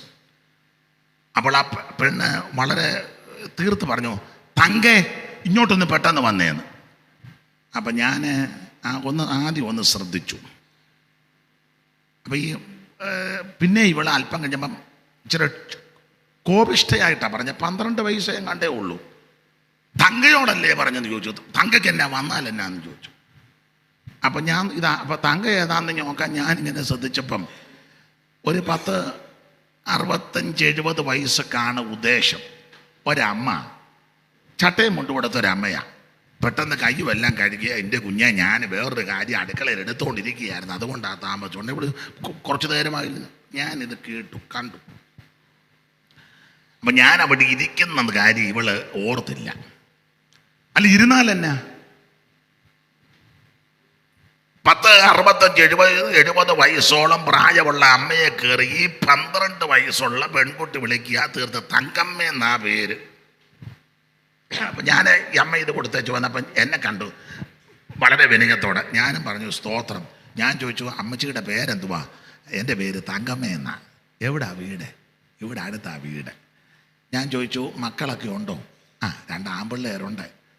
എന്നിട്ട് അത് പറഞ്ഞേച്ച് എന്നോട് പറഞ്ഞു, ഞാൻ ഇവിടെ ഇടയ്ക്ക് വീട്ടു ജോലിക്ക് വരുന്നതാ, എന്നെ വിളിക്കും, ഇവിടുത്തെ പുള്ളിക്കാരി വിളിക്കും. ഇതേപോലെ പ്രത്യേക പ്രാർത്ഥനയോ ഒക്കെ ഉണ്ടെങ്കിൽ എന്നെ വിളിക്കും, ഞാൻ ഓടി വരും. അവരുടെ മകളുമൊക്കെ എനിക്ക് സഹായം ചെയ്യും. അപ്പം ആ വീട്ടിലെ അമ്മയുടെ മോളാ ഈ 12 വയസ്സുകാരി. ഈ പ്രായമുള്ള അമ്മയെ തങ്കമ്മയെന്ന് പോലും വിളിച്ചില്ല, തങ്കയെന്ന് വിളിച്ചിട്ട് എവിടെ അമ്മയോ ഈ വല്യമ്മയോ അത് നിർത്തിയില്ല. ഞാനത് കേട്ടോണ്ടിരിക്കുക. എങ്ങനെയുണ്ട്? പിന്നെ അത് കഴിഞ്ഞ് യോഗം തുടങ്ങി. അത് പിന്നെ ബാക്കി നിങ്ങൾ പൂരിപ്പിച്ചോ, ഞാനാ പ്രസംഗിച്ച്. അവൾ ഉണ്ടായിരുന്നു, അവിടെ അമ്മയും ഉണ്ടായിരുന്നു, വല്യമ്മയും എല്ലാവരും ഉണ്ടായിരുന്നു, അവളും ഉണ്ടായിരുന്നു. പിന്നെ യോഗം കഴിഞ്ഞ് ഞാൻ ഭക്ഷണവും കഴിച്ചില്ല. നിങ്ങളങ്ങ് ചിന്തിച്ചാൽ മതി എന്നാണ്. അതിനൊന്നും മുഖാന്തരം ഒന്നും ഒത്തില്ല. മനസ്സിലാകുന്നുണ്ടോ? പ്രായമുള്ളവരെ ബഹുമാനിക്കണം. സമപ്രായക്കാര് പേര് വിളിക്കുന്നത് കൊണ്ടോ അല്ലെങ്കിൽ അത് തെറ്റില്ല. കൊച്ചു പിള്ളേരല്ലേ. വിശേഷിച്ച് ഈ വേദപുസ്തകവുമായിട്ട് നടക്കുന്ന നീയും നിന്റെ സന്തതി അത് ചെയ്യരുത്. മറ്റുള്ളവരെ ബഹുമാനിക്കുകയും ആദരിക്കുകയും ചെയ്യണം. അടഭാഗം വിടുക. നിങ്ങൾക്കും അവർക്കും ഒരു യജമാനൻ സ്വർഗത്തിലുണ്ട്. ഇതെപ്പോഴും നമ്മെ ഭരിക്കണം. മറ്റുള്ളവരെ ബഹുമാനിക്കണം. ജാതിയോ മതമോ സഭയോ ഒന്നും നോക്കരുത്. ചില ആൾക്കാർക്ക് ഈ സഭ നോക്കി, മതം നോക്കി, ജാതി നോക്കി, നിറം നോക്കിയാണ് ഇടപെടുന്നത്. അത് പാടില്ല, തെറ്റാ. ഒരിക്കൽ ഞാനും ശിവപാസ്റ്ററും കൂടെ ഒരു സ്ഥലത്ത് പോവുക. അപ്പം വേറൊരു ഫാമിലി അവിടെ വന്നു. ഓടി വന്നേച്ച്, അപ്പച്ച ഇപ്പോഴല്ല വർഷങ്ങൾ, അപ്പച്ചനിപ്പോൾ എവിടാ? അപ്പം ഞങ്ങൾ പറഞ്ഞു ഇന്നടുത്താ. അപ്പം അവരുടെ സഭയുടെ പേര് ചോദിച്ചു പറഞ്ഞു അതിലാന്നോ? അപ്പം വലിയ കാര്യത്തിലാണ് വന്നത്, ചിരിച്ചുകൊണ്ട്. അപ്പച്ച ബഹുമാനത്തോടാ. അപ്പച്ച ഞങ്ങളെ രണ്ടുപേരെയും കണ്ട്. ഞങ്ങളും വളരെ വിനയമായിട്ട് പറഞ്ഞ ഞങ്ങൾ ഇവിടെ അടുത്താ. അപ്പോൾ ചോദിച്ചു ഏത് സഭയാ? അപ്പം ഞങ്ങൾ പറഞ്ഞു തിരുവല്ല ഹെപ്പറോ സഭയാ. അപ്പോൾ അവർ ചോദിച്ചു ഞങ്ങളുടെ സഭയല്ലയോ? ഞങ്ങൾ പറഞ്ഞു അവിടെ അല്ല. അന്നേരം രണ്ടും പോയി. വെള്ള ഇട്ടത് കൊണ്ടോ, കരിക്ക് എത്തിയതുപോലെ മീശ പഠിച്ചത് കൊണ്ടോ, കാതും കഴുത്തും എല്ലാം പറിച്ച് മത്തി വെട്ടി കഴുകി വെച്ചതുപോലോ ഒരു ഗുണവുമില്ല. സഭ നോക്കിയല്ല സ്നേഹിക്കണ്ടേ. ഞങ്ങൾ സാൽവേഷൻ ആർമി, അവർ മാർത്തോമ, ഇവർ CMS, ഇവർ പെന്തിക്കോസ്. അങ്ങനല്ല. മനുഷ്യനെ മനുഷ്യനായിട്ട് കാണണം. മറ്റുള്ളവരെ ബഹുമാനിക്കണം. അവൻ ഹിന്ദുവാ. അതിനെന്നെ ഹിന്ദുത്വം നോക്കിയോ, മുസ്ലിം ആണോ എന്ന് നോക്കിയോ, ക്രിസ്ത്യാനിയാണോ നോക്കിയല്ല ഇടപെടേണ്ട. അവൻ മനുഷ്യനാണ്. മനുഷ്യനെ മനുഷ്യനായിട്ട് കാണണം. എല്ലാവർക്കും അവരുടെ വ്യക്തിത്വമുണ്ട്. മറ്റുള്ളവരെ ബഹുമാനിക്കണം. ഉപദേശങ്ങൾ പറയുമ്പോൾ ഉപദേശം പറയും. പക്ഷേ മാനുഷികമായ ചില കടപ്പാടുകളും കടമകളും കർത്തവ്യങ്ങളും നമുക്കുണ്ട്, ഇല്ലേ? ഉണ്ട്. ചില സഭക്കാർക്ക് ചില സഭക്കാരെ ഇഷ്ടമല്ല. എല്ലാവരും അങ്ങോട്ട് പോകാണ്ടിരിക്കുക. അവിടെ പോകുകയല്ലെന്നുള്ളത് ഉറപ്പാ. പയ്യാവേലി എല്ലാം കൂടെ അങ്ങോട്ട് ചെല്ലുന്നേ. നിങ്ങൾ കണ്ടിട്ടില്ലേ? കൈ തരുന്ന പോലെ ശരിക്കും തരത്തില്ല, സംസാരിക്കത്തില്ല. ചിലക്ക് അങ്ങ് വൈരാഗ്യം. അതൊന്നും പാടില്ല. ശവസംസ്കാരത്തിനാന്നേലും വിവാഹ ശുശ്രൂഷയിലാന്നേലും ഒക്കെ ചെല്ലുമ്പോൾ നമ്മൾ സഹകരിക്കണ്ടേ? വേണം. ഞാൻ എൻ്റെ ഒരു ചെറിയ അനുഭവം പറയാം. ഞാൻ എല്ലാവരുമായിട്ട് സഹകരിക്കും. കയ്യുമൊക്കെ കൊടുക്കും. എന്നെ വിളിച്ചില്ലെങ്കിൽ ഞാൻ അങ്ങോട്ട് കയറി വിളിക്കും. ചൊല്ലിങ്ങനെ മസിൽ പിടിച്ചിരിക്കുക. എങ്ങോട്ട് പോകാനാ? നിങ്ങൾ ഓർക്കുന്ന സ്വർഗം മല്ലപ്പള്ളി ചന്തയാണെന്നാണോ? മല്ലപ്പള്ളി ചന്തയിൽ ആർക്ക് വേണേലും ചെല്ലാം. സ്വർഗത്തിൽ അങ്ങനെ പോകാനൊക്കത്തില്ല. സ്വർഗത്തിൽ പോകാനെങ്കിൽ വ്യവസ്ഥയുണ്ട്. അതിൻ്റെ ആദ്യത്തെ വ്യവസ്ഥയായി രക്ഷിക്കപ്പെടണം. പിന്നെ മുഴുവൻ ഉപദേശങ്ങളാണ്. അപ്പൊ ശ്രദ്ധിക്കുക, മറ്റുള്ളവരെ സേട്ടരെന്ന് കാണുക, അവരെ ബഹുമാനിക്കണം, അവരെ ആദരിക്കണം. പ്രായമുള്ള ഒരാളെ കണ്ടാൽ, ഇപ്പം ഉദാഹരണം ബസ്സിൽ പോകുമ്പം പ്രായമുള്ള ഉണ്ടെന്ന് എഴുന്നേറ്റ് കൊടുക്കണ്ടേ? നമ്മളുടനെ വെളിയിലോട്ട് നോക്കിയിരിക്കും. ചങ്ങനാശ്ശേരി വരെ മുക്കൂറിന് കയറിയതാ. കാരണം ഇങ്ങോട്ട് നോക്കിയാൽ മറ്റേ പുള്ളി നിൽക്കുക, ഒന്നെങ്കിൽ എഴുന്നേക്കണം, ഇല്ല ഇരിക്കാൻ പറയണം. അത് വേണ്ടല്ലോ. പിന്നെ അവിടെ ചെല്ലുമ്പോൾ ഇച്ചിരി പിണ്ണതൈലം മേടിച്ചാൽ മതിയല്ലോ തൂക്കാൻ. മറ്റുള്ളവരെ ബഹുമാനിക്കണം, ആദരിക്കണം, ശുശ്രൂഷിക്കണം. ഞാൻ ഞങ്ങളുടെ കൂട്ടായ്മയും സഭയിലും ഒക്കെ പറയും, പ്രായമുള്ളവർ ഭക്ഷണത്തിനൊക്കെ ഇരിക്കുമ്പം അവർക്ക് അങ്ങോട്ട് കൊണ്ട് കൊടുക്കണം. വയ്യാത്തവരുണ്ടല്ലേ വെള്ളമൊക്കെ കൊണ്ട് കൊടുക്കും. നമ്മളങ്ങനല്ല, തീർന്ന ഉടനെ ആദ്യം നമ്മൾ കയറിയിരിക്കുക. ഞാൻ സ്ഥലമൊന്നും പറയുന്നില്ല, അനുഭവത്തിൽ നിന്നാണ് ഇതൊക്കെ പലതും പറയുന്നത്. ഒരു പ്രത്യേക സംഘടനയുടെ ഒരു പ്രധാന യോഗത്തിന് ആ സംഘടനയുടെ ചുമതലപ്പെട്ടയാൾ എന്നോട് പറഞ്ഞു, അനീഷ് പാസ്റ്ററെ, പ്രായമുള്ളവരെയൊക്കെ പരിചയമുണ്ടല്ലോ. ഞാൻ പറഞ്ഞ് പലരെയും പരിചയമുണ്ട്. നമ്മുടെ ഈ യോഗത്തിന് പ്രായമുള്ളവരെയെല്ലാം ഒന്ന് വിളിക്കുന്നുണ്ട്, 90 കഴിഞ്ഞവരെ. അപ്പം അനീഷ് പാസ്റ്റർ ഒരാളെ കൊണ്ടുവരണം. അപ്പം എനിക്ക് സന്തോഷം തോന്നി.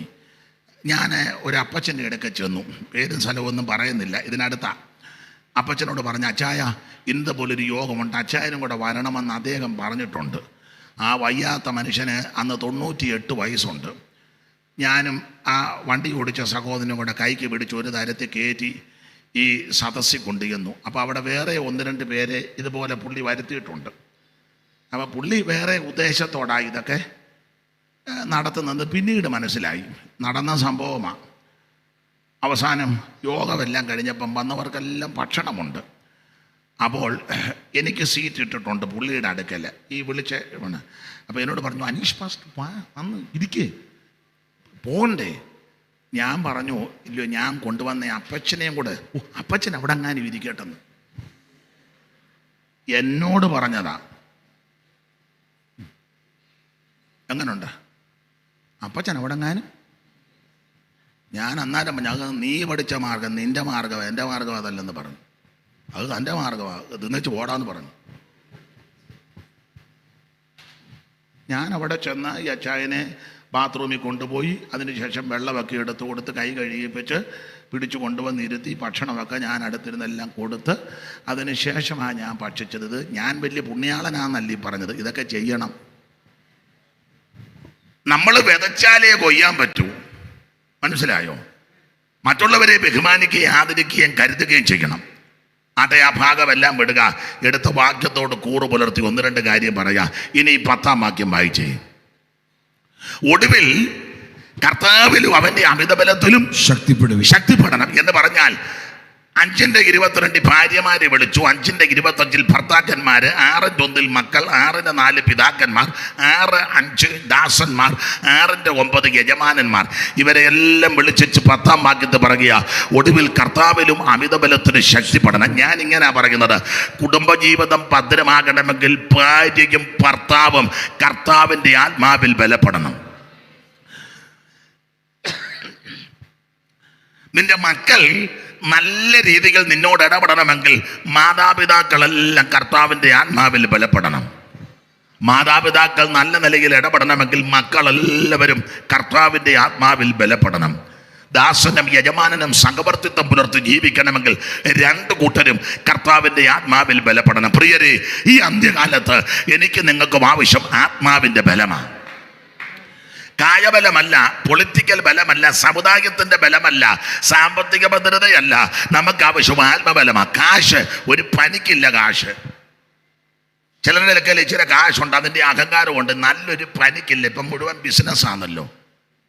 ഒരു മൂക്കടപ്പോ ജലദോഷമായിട്ട് അങ്ങോട്ട് ചെന്ന് ഉടനെ തന്നെ എന്തെല്ലാം പരിശോധനയാ, എത്ര കൂട്ടം കാര്യമാണ് പരിശോധിച്ച്.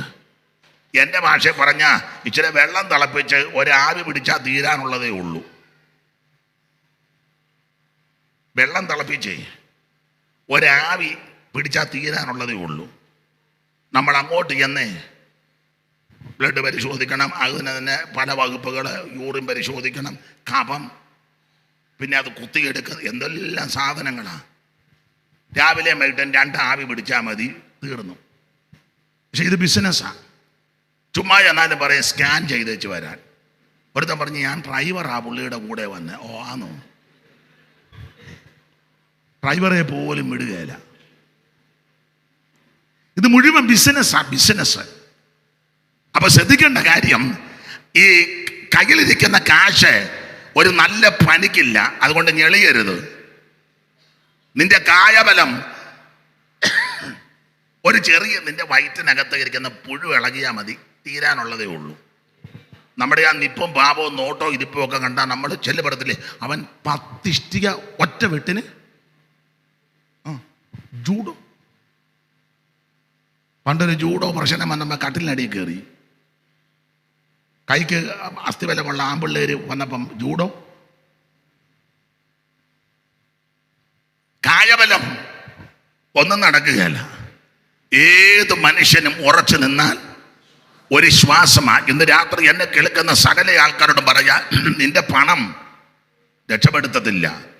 നിങ്ങൾ കേട്ടിട്ടുണ്ടായിരിക്കും, പഴയ ആൾക്കാർക്കറിയാം, കായൽ രാജാവാ മുരിക്കൻ, 3 കായൽ സ്വന്തം. പറഞ്ഞിട്ട് കാര്യം വല്ലതും ഉണ്ടോ? ഗൗരിയമ്മയുടെ കാലത്ത് ആ ഭൂപരിഷ്കരണ നിയമമൊക്കെ കൊണ്ടുവന്നതെല്ലാം മിച്ചഭൂമിയായിട്ട് കൊടുത്തു. ബാക്കി ചരിത്രമൊന്നും ഞാൻ ഇപ്പോൾ പറയുന്നില്ല. സമ്പത്ത് രക്ഷപ്പെടുത്തത്തില്ല, കായബലം ഒന്നും രക്ഷപ്പെടുത്തുകയില്ല, നിന്റെ പൊളിറ്റിക്കൽ ബലം അതും രക്ഷപ്പെടുത്തുകയില്ല. പിന്നെ ഒറ്റ മാർഗമേ ഉള്ളൂ, കർത്താവിലും അവൻ്റെ അമിതബലത്തിൽ ശക്തിപ്പെടണം. Praise the Lord. അതിന് ഇന്ന് രാത്രി ദൈവം നല്ല അവസരം തരിക. ഇത് പൗലോസ് എഫേസ്യരോട് പറയാൻ കാരണം 1-2 കാര്യങ്ങൾ പറയാം. എഫെസോസ് സഭയുടെ ആരംഭം വളരെ പ്രതികൂലങ്ങളുടെ നടുവിലാണ്. പൗലോസിന്റെ മിഷനറി യാത്രയിലായി സഭ ആരംഭിക്കുന്നത്. എന്താ ഇവരോട് കർത്താവിലും ആത്മബലത്തിലും ശക്തിപ്പെടണമെന്ന് പറയാൻ കാര്യം? ഈ സഭയുടെ ആരംഭം പൗലോസിന്റെ മിഷനറി യാത്രയില്ല. അപ്പൊല്ലോസ് കൊരിന്തിലിരിക്കുമ്പോൾ പൗലോസ് ഉൾപ്രദേശങ്ങളിൽ കൂടി സഞ്ചരിച്ച് എഫെസോസിലെത്തി. ചില ശിഷ്യന്മാരെ, വിശ്വാസികളെ കണ്ടു. അവരോട് ചോദിച്ചു, നിങ്ങൾ വിശ്വസിച്ചിട്ട് പരിശുദ്ധാത്മാവിനെ പ്രാപിച്ചോ? അവർ പറയാ, ഉണ്ടെന്ന് പോലും ഞങ്ങൾ കേട്ടിട്ടില്ല. ഉടനെ ചോദിച്ചത്, നിങ്ങളുടെ സ്നാനം ഏതായിരുന്നു? ഉടനെ അവന് കാര്യം പറഞ്ഞു. പൗലോസ് ഉപദേശങ്ങൾ അവരെ പറഞ്ഞ് പഠിപ്പിച്ച് അവരെ എല്ലാവരുടെയും തലയെ കൈവച്ച് പ്രാർത്ഥിച്ചു. അവരെ പരിശുദ്ധാത്മാവിൽ നിറഞ്ഞ് അന്യഭാഷ പറഞ്ഞ് പ്രവചിച്ചു. എല്ലാവരും കൂടെ, പുരുഷന്മാരെല്ലാം കൂടെ ഒരു 12ഓളം പേര്. അങ്ങനെയാണ് സഭ തുടങ്ങുന്നത്. ഈ സഭ പൗലോസിനാൽ സ്ഥാപിതമായ സഭയാണ്. ഈ സഭയോടാ പറയുന്നത്, കർത്താവിലും അമിതബലത്തിലും ശക്തിപ്പെടണം. ഞാൻ മുമ്പേ ഒരു കാര്യം ഓർപ്പിച്ചു. ഏതാ സഭ? രക്ഷിക്കപ്പെട്ടവരുടെ കൂട്ടം. ആ സഭയോട് പറയുക, കർത്താവിലും അവൻ്റെ അമിതബലത്തിൽ ശക്തിപ്പെടണം. അതെന്താ അങ്ങനെ പറയാൻ കാര്യം? ഈ ദുഷ്ടലോകത്തിൽ, പാപലോകത്തിൽ, അക്രമമുള്ള, അനീതിയുള്ള, വഞ്ചനയുള്ള, ഇസങ്ങളുള്ള വല്ലാത്ത ലോകത്തിൽ എനിക്ക് നിങ്ങൾക്കും ആവശ്യം ആത്മാവിൻ്റെ ബലമാണ്. സ്വയശക്തി കൊണ്ടോ കായബലം കൊണ്ടൊന്നും നേടാനൊക്കത്തിൽ ഇന്ന് രാത്രി എന്നെ കേൾക്കുന്ന പ്രിയരെ, ആത്മാവിൻ്റെ ബലം ഏറ്റെടുക്കണം. അപ്പൊ സഭയുടെ ആരംഭം ഇത് പറയാൻ കാര്യം, പൗലോസ് ഈ എഫെസോസിൽ സുവിശേഷം അറിയിച്ചു.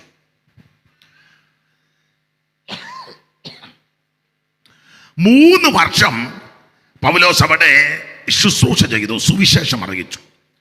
ആ 3 വർഷത്തിൽ 2 വർഷം ബൈബിൾ ക്ലാസ് എടുത്തു.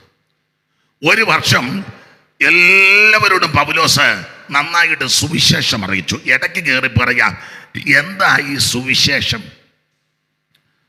സുവിശേഷം എന്ന് പറഞ്ഞാൽ മതം മാറ്റുന്നതോ, സഭ മാറ്റുന്നതോ, സംഘടന മാറ്റുന്നതോ, ആൾക്കാരുടെ സൗകര്യം കെടുത്തുന്നതോ, നാട്ടുകാർക്ക് ഉപദ്രവം ഉണ്ടാക്കുന്നതോ, റോഡ് ബ്ലോക്ക് ചെയ്യുന്നതോ, വണ്ടി തിരിച്ചു വിടുന്നതോ, അങ്ങനെയൊക്കെയുള്ള ആൾക്കാരുണ്ട്.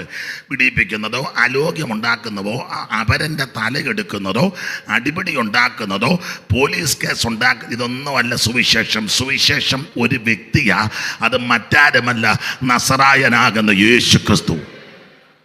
പൗലോസ് വളരെ സ്പഷ്ടമായിട്ട് പറഞ്ഞു, എന്താണ് സുവിശേഷം? ദാവീദിന്റെ സന്തതിയായി ജനിച്ച് മരിച്ച് ഉയർത്തെഴുന്നേറ്റ യേശു ക്രിസ്തുവിനെ ഓർത്തുകൊള്ളുക, അതാകുന്ന സുവിശേഷം. ഇന്ന് രാത്രി എന്നെ കേൾക്കുന്ന പ്രിയരെ, സുവിശേഷം എന്ന് പറഞ്ഞാൽ സഭയല്ല, സംഘടനയല്ല, ഈ കാണുന്ന കോലാഹലം ഒന്നുമല്ല. സുവിശേഷം എന്ന് പറഞ്ഞാൽ നസറയനാകുന്ന യേശു, മനുഷ്യവർഗത്തിന്റെ പാപത്തിന്റെ പരിഹാരത്തിന് സ്വർഗ മഹിമകൾ വെടിഞ്ഞ് ഈ താണലോകത്തിലേക്ക് അവതരിച്ച നസറായനാകുന്ന യേശു ക്രിസ്തു. യേശു ക്രിസ്തു ഒരു വിഭാഗത്തിന്റെ, സഭയുടെ, സംഘടനയുടെ, മതത്തിന്റെ ദൈവമല്ല, അവിടുന്ന് മുഴു ലോകത്തിന്റെ ദൈവമാ. ഏത് മതത്തിലും, കുടുംബത്തിലും, കുലത്തിലും, നിറത്തിലും, നിലവാരത്തിൽപ്പെട്ടവർക്കും യേശുവിനെ അറിയുവാനും, ആരാധിക്കുവാനും, അംഗീകരിക്കാനും, സ്നേഹിപ്പാനും, സേവിപ്പാനും, അനുഗമിക്കുവാനും, അനുധാപനം ചെയ്യുവാനിടയാകും യേശു ക്രിസ്തു മുഴു ലോകത്തിന്റെയും ദൈവമാണ്. അതാണ് സുവിശേഷം. അപ്പൊ സുവിശേഷം എന്ന് പറഞ്ഞാൽ യേശു ക്രിസ്തു. എന്തിനാ സുവിശേഷം? ഞാൻ എല്ലായിടത്തും പറയുന്ന കാര്യമാണ്. എന്തിനാ സുവിശേഷം? സകല മനുഷ്യനും രക്ഷപ്പെടാൻ. നമുക്ക് സമയം എന്തുവായി? എപ്പോഴാണ് നിർത്തണ്ടേ? സ്റ്റാലിയെ എന്ത്? സ്റ്റാലിയും പോയോ? എന്ത് യോടി? എപ്പം നിർത്തണം? ഇപ്പം നിർത്തണോ? ഇച്ചിരൂടെ കഴിഞ്ഞ് നിർത്തണോ? അതോ നിർത്തണ്ടായോ? ഇച്ചിരൂടെ കഴിഞ്ഞ്. ഇപ്പം എന്തുവായി? 9:15, 9:30 ആകുമ്പോൾ നിർത്തട്ടെ. എന്താ?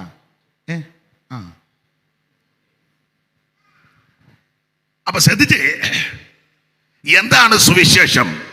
നസറയനാകുന്ന യേശു ക്രിസ്തു. എന്തിനാ സുവിശേഷം? സകല മനുഷ്യനും രക്ഷപ്പെടാൻ ഒറ്റ മാർഗം, ഒറ്റ വഴി, ഒറ്റ വാതിൽ, ഒരേ ഒരു വ്യക്തി, യേശു ക്രിസ്തു മാത്രം. ആരായി സുവിശേഷം കേൾക്കേണ്ടത്? എല്ലാവരും കേൾക്കണം. 49-ാം സങ്കീർത്തനം അങ്ങനെ, സകല ജാതികളുമായുള്ളവരെ ഇത് കേൾക്കണം. എല്ലാവരും കേൾക്കണം, ഉറങ്ങരുത്, കേൾക്കണം. എല്ലാവരും കേൾക്കണം. അയനാ ഇത് കേൾക്കാൻ കൊള്ളാവുന്ന കാര്യമാണ്. അയനാ മറ്റു കാര്യങ്ങളൊന്നും എല്ലാവരും കേൾക്കാൻ കൊള്ളുകയില്ല. ഇപ്പം TV വെച്ചേ അല്ലെ മൊബൈലെടുത്തേ മറ്റ് മാധ്യമങ്ങളൊക്കെ തുറന്നേ അപ്പനും അമ്മയ്ക്കും മക്കൾക്കും എല്ലാം കൂടെ ഇരുന്ന് എല്ലാം കാണാനും കേൾക്കാനും പറ്റുമോ? TV വെച്ചുകൊണ്ടിരിക്കുക, എന്തെങ്കിലും കാണുക, കണ്ടുകൊണ്ടിരിക്കുമ്പോഴാ ചില പരസ്യങ്ങൾ, ചില വിഷയങ്ങൾ. അപ്പനും അമ്മയും മക്കളും കൊച്ചുമക്കളും ഉടനെ അമ്മ, വിവേകമുള്ള അമ്മ, അയ്യോ അടുപ്പയിൽ ഏതാണ്ട് കരിയുന്നെന്ന്. അടുപ്പയിലൊന്നുമില്ല, കരിയാനുമില്ല. കൊച്ചുങ്ങളുമായിട്ടിരുന്ന് കാണാൻ പറ്റാത്തതാ വരുന്നത്. അല്ല, എല്ലാം കേൾക്കാൻ പറ്റുമോ? അതും ഒക്കത്തില്ല, കേൾക്കാനൊക്കത്തില്ല. അപ്പനും അമ്മയ്ക്കും മക്കൾക്കും എല്ലാം കൂടി ഇരുന്ന് കേൾക്കാൻ പറ്റുന്ന കാര്യമാണോ ഇപ്പം വന്നുകൊണ്ടിരിക്കുന്നത്? അതിലെ ചില അമ്മമാരും ചില അപ്പന്മാരും പിള്ളേരോട് എന്തോ ആടാ മൂത്തവർ പറയുന്നതിൻ്റെ എന്തോ കേൾക്കാനാ? മൂത്തവർ വർത്താനം, മൂത്തവർ അത്രയൊക്കെയാ പറയുന്നത് എന്ന് പറഞ്ഞാൽ കൊച്ചുങ്ങൾക്ക് കേൾക്കാൻ പറ്റാത്തതാ മൂത്തവർ പറയുന്നത്. ഈ ലോകം മുഴുവൻ അങ്ങനാ. മക്കൾക്ക് കേൾക്കാൻ പറ്റാത്തതും, മാതാപിതാക്കൾക്ക് കേൾക്കാൻ പറ്റാത്തതും, ഭാര്യയ്ക്കും ഭർത്താവിനും മക്കൾക്കും അപ്പനും അമ്മയ്ക്കും ഒന്നിച്ചിരുന്ന്, ദൈവദാസന്മാർക്കും ദൈവമക്കൾക്കും ഒന്നിച്ചിരുന്ന് കേൾക്കാൻ പറ്റാത്ത കാര്യങ്ങളാണ് ലോകത്തിൽ നടന്നുകൊണ്ടിരിക്കുന്നത്. എന്നാൽ എന്നെ കേൾക്കുന്ന പ്രിയരെ, എല്ലാവരും ഒന്നിച്ചിരുന്ന് കേൾക്കാൻ പറ്റുന്ന ഒരേ ഒരു മാർഗമാണ് സുവിശേഷം. അപ്പനും അമ്മയ്ക്കും വല്യപ്പനും വല്യമ്മയ്ക്കും മക്കൾക്കും കൊച്ചുമക്കൾക്കും എല്ലാം കൂടെ എവിടിരുന്നും ഏത് സമയത്തും കേൾക്കാൻ കൊള്ളാവുന്ന ഒരേ ഒരു വാർത്ത, അത് ഈ ഗുഡ് ന്യൂസാ എന്ന് പറഞ്ഞാൽ സദ്വർത്തമാനം എന്ന് പറഞ്ഞാൽ നല്ല വാർത്ത. എന്താ ഈ നല്ല വാർത്ത? നിങ്ങൾക്കായിട്ടൊരു ശിശു ജനിച്ചിരിക്കുന്നു, യേശു ക്രിസ്തു. അതെല്ലാവർക്കും കേൾക്കാം. അതന്നെ, ഇത് ആര് കേട്ടാലും അവർക്ക് വിടുതലാ. ഈ വാർത്ത കേൾക്കുന്നവർക്കെല്ലാം വിടുതല. ഇന്ന് രാത്രി ഈ വാർത്ത കേട്ടുകൊണ്ടിരിക്കുമ്പോൾ രോഗശാന്തി ഉണ്ടാകും. ഈ വാർത്ത കേട്ടുകൊണ്ടിരിക്കുമ്പോൾ ഭൂതങ്ങൾ വിട്ടുമാറും. ഈ വാർത്ത കേട്ടുകൊണ്ടിരിക്കുമ്പോൾ സമാധാനമുണ്ടാകും. ഈ വാർത്ത കേട്ടുകൊണ്ടിരിക്കുമ്പോൾ ആശ്വാസമുണ്ടാകും. അവൻ വിഷണ്ണ മനസ്സിന് സ്തുതി എന്ന മേലാട കൊടുക്കുന്ന വാർത്തയാ സുവിശേഷം. മാറാ രോഗത്തുനിന്ന് വിടുതല തരുന്ന മാർഗമാ സുവിശേഷം. എത്ര cancer, brain tumour, kidney problem, ഹാർട്ടിന്റെ പ്രോബ്ലം, മാരക രോഗം ഒക്കെ സുവിശേഷത്താൽ വിടുതൽ കിട്ടിയിട്ടുണ്ട്. അനുഭവിക്കുന്ന ദൈവമക്കളെ ഓർത്ത് ഇന്ന് രാത്രി ദൈവത്തെ സ്തുതിക്കുക. സുവിശേഷം എവിടെ വന്നിട്ടുണ്ടോ, എവിടെ എത്തിയിട്ടുണ്ടോ, അവിടെ എല്ലാം വിടുതലുമാണ്. ഞാൻ എല്ലായിടത്തും പറയുന്ന കാര്യമാണ്, ഈ സുവിശേഷത്തെ കൊണ്ട് എന്തൊക്കെ ഗുണമാ. നമ്മുടെ കർത്താവാകുന്ന യേശു ക്രിസ്തുവിന്റെ തിരുപ്പറവിയോടുള്ള ബന്ധത്തിൽ ചിന്തിച്ചാൽ ഇങ്ങനെ, ഇരുട്ട് മാറ്റുന്ന മാർഗമാ സുവിശേഷം. വ്യക്തികളുടെ ഇരുട്ട്, കുടുംബത്തിന്റെ ഇരുട്ട്, ദേശത്തിന്റെ ഇരുട്ട്, രാജ്യങ്ങളുടെ ഇരുട്ട് മാറ്റിയ മാർഗമാ സുവിശേഷം. കാരണം സുവിശേഷം വെളിച്ചമാ. കർത്താവ് പറഞ്ഞല്ലോ, ഞാൻ ലോകത്തിന്റെ വെളിച്ചം. ഈ വെളിച്ചം എവിടൊക്കെ ചെന്നിട്ടുണ്ടോ അവിടെ എല്ലാം ജനം വിടുതൽ പ്രാപിച്ചിരിക്കുക. അപ്പൊ സുവിശേഷം വെളിച്ചമാ. അതുകൊണ്ട് ഇതെല്ലാവരും കേൾക്കണം. ഒരു കാലത്ത് അയിത്തമുള്ള കാലം, അടിമക്കച്ചവടം, അയിത്തം, മാറുമറയ്ക്കാനൊക്കത്തില്ല. ആഭരണം ധരിക്കാൻ എല്ലാ ജാതികൾക്കും അനുവാദമില്ല. വഴിയെ കൂടെ എല്ലാവർക്കും നടക്കാനൊക്കത്തില്ല. പട്ടിക്കും പന്നിക്കും പൂച്ചയ്ക്കും കോഴിക്കും ഒക്കെ നടക്കാം, മനുഷ്യന് നടക്കാനൊക്കത്തില്ല. എന്തിനു ദൂരോട്ട് ഈ മല്ലപ്പള്ളിയിലുണ്ടായിരുന്നല്ലോ വെട്ടുകണ്ടം, ആൾക്കാരെ വെട്ടിക്കൊല്ലുന്ന സ്ഥലം. പ്രധാനമായ 2 അടിമച്ചന്തകളാ, ഒന്ന് ചങ്ങനാശ്ശേരി, ഒന്ന് മല്ലപ്പള്ളി. അപ്പനെ അമ്മയും മക്കളെ നിർത്തി ആ വില പറയുന്നത്. ഇഷ്ടപ്പെട്ടവരെ മേടിച്ചുകൊണ്ട് പോകും. എതിർക്കാനോ ഉടക്കാനോ ഒന്നും ഒക്കത്തില്ല. റോഡിൽ കൂടെ നടക്കാനൊക്കത്തില്ല. പള്ളിക്കൂടത്തിൽ കയറ്റത്തില്ല. വിദ്യ അഭ്യസിക്കുവാൻ അനുവദിക്കത്തില്ല. മാത്രമല്ല എന്തെല്ലാം ദുഷ്കരമായ കാര്യങ്ങൾ. ആശുപത്രി ചെന്നാൽ എല്ലാവരെയും പരിശോധിക്കത്തുമില്ല, കയറ്റത്തുമില്ല. അയിത്തം. വലിയ വലിയ വീടുകളിൽ ചെല്ലാനോ തമ്പുരാക്കന്മാരുടെ അടുക്ക ചെല്ലാനോ മുറ്റത്ത് കയറാനോ ഒന്നും ഒക്കത്തില്ല. ഈ അടുത്ത കാലത്ത് ഒരു പ്രിയപ്പെട്ടവളെ അറിയാം, ജാതിയിൽ കൂടിയതെന്നാണ് അവർ പറയുന്നത്. അപ്പോൾ അവരുടെ വീടിനടുത്തൊരു വീട്ടിൽ ഞാൻ പ്രാർത്ഥനയ്ക്ക് ചെന്നു. അപ്പോൾ എന്നോട് നമുക്ക് വളരെ വേണ്ടപ്പെട്ട വീടാണ്. അപ്പോൾ അവർ പറഞ്ഞു, അയ്യോ അപ്പുറത്തെ വീട്ടിൽ അതുകൊണ്ട് മേടിച്ചുകൊണ്ട് വന്നിരുന്നേ നല്ലതായിരുന്നെന്ന് അകത്ത് പറഞ്ഞു. രണ്ടുപേരും പ്രായമുള്ളവരാ. അപ്പം ഞാൻ പറഞ്ഞു, ഞാൻ പോയി മേടിക്കാം. അയ്യോ എല്ലാവരെയും ഒന്നും അവർ കയറ്റുകയില്ലെന്ന്, എല്ലാവരെയും ഒന്നും കയറ്റുകയില്ല. അങ്ങനത്തെ ഒരു സ്ത്രീയാണെന്നവർ. അവർ പേരൊന്നും ഞാൻ പറയുന്നില്ല. ഞാനത് നമ്മളായിട്ട് ഇനി ഒരു പ്രശ്നം വേണ്ട, ആ വയ്യാത്ത തള്ള തന്നെ എന്ന് അതിരിൻ്റെ അവിടെ എന്ന് വെച്ച് പറഞ്ഞു തരാൻ. അപ്പോൾ അവരവിടെ വന്ന് ഇങ്ങനെ ഇട്ട് കൊടുക്കുന്ന കണ്ടു. വർഷങ്ങൾ കഴിഞ്ഞ് ഞാൻ അവിടെ ചെന്നപ്പോൾ ചോദിച്ചു, എന്ത് ചെയ്യുന്നു ചോദിച്ചു. അയ്യോ അറിഞ്ഞില്ലേ? ഞാൻ പറഞ്ഞില്ല, എല്ലാം നശിച്ച് ആരുമില്ല, അകത്ത് കിടപ്പുണ്ടെന്ന്. അപ്പം ഞാൻ ചോദിച്ചു, എങ്ങനെയാ കാര്യങ്ങൾ? നീങ്ങി നിരങ്ങിയൊക്കെയാ. ഈയിടെ എന്നോട് ഒന്ന് പറഞ്ഞ്, തങ്കമ്മേ ആരെയും ഒന്ന് വിടാവോ എന്ന്. ആരെയും കയറ്റാൻ തള്ളയാ. ഇപ്പം നീങ്ങിയെടുത്ത് ഇന്ന് നിരങ്ങാൻ മേലെ ഉടനെ പറയാം, തങ്കമ്മേ ആരെയും ഇങ്ങോട്ട്.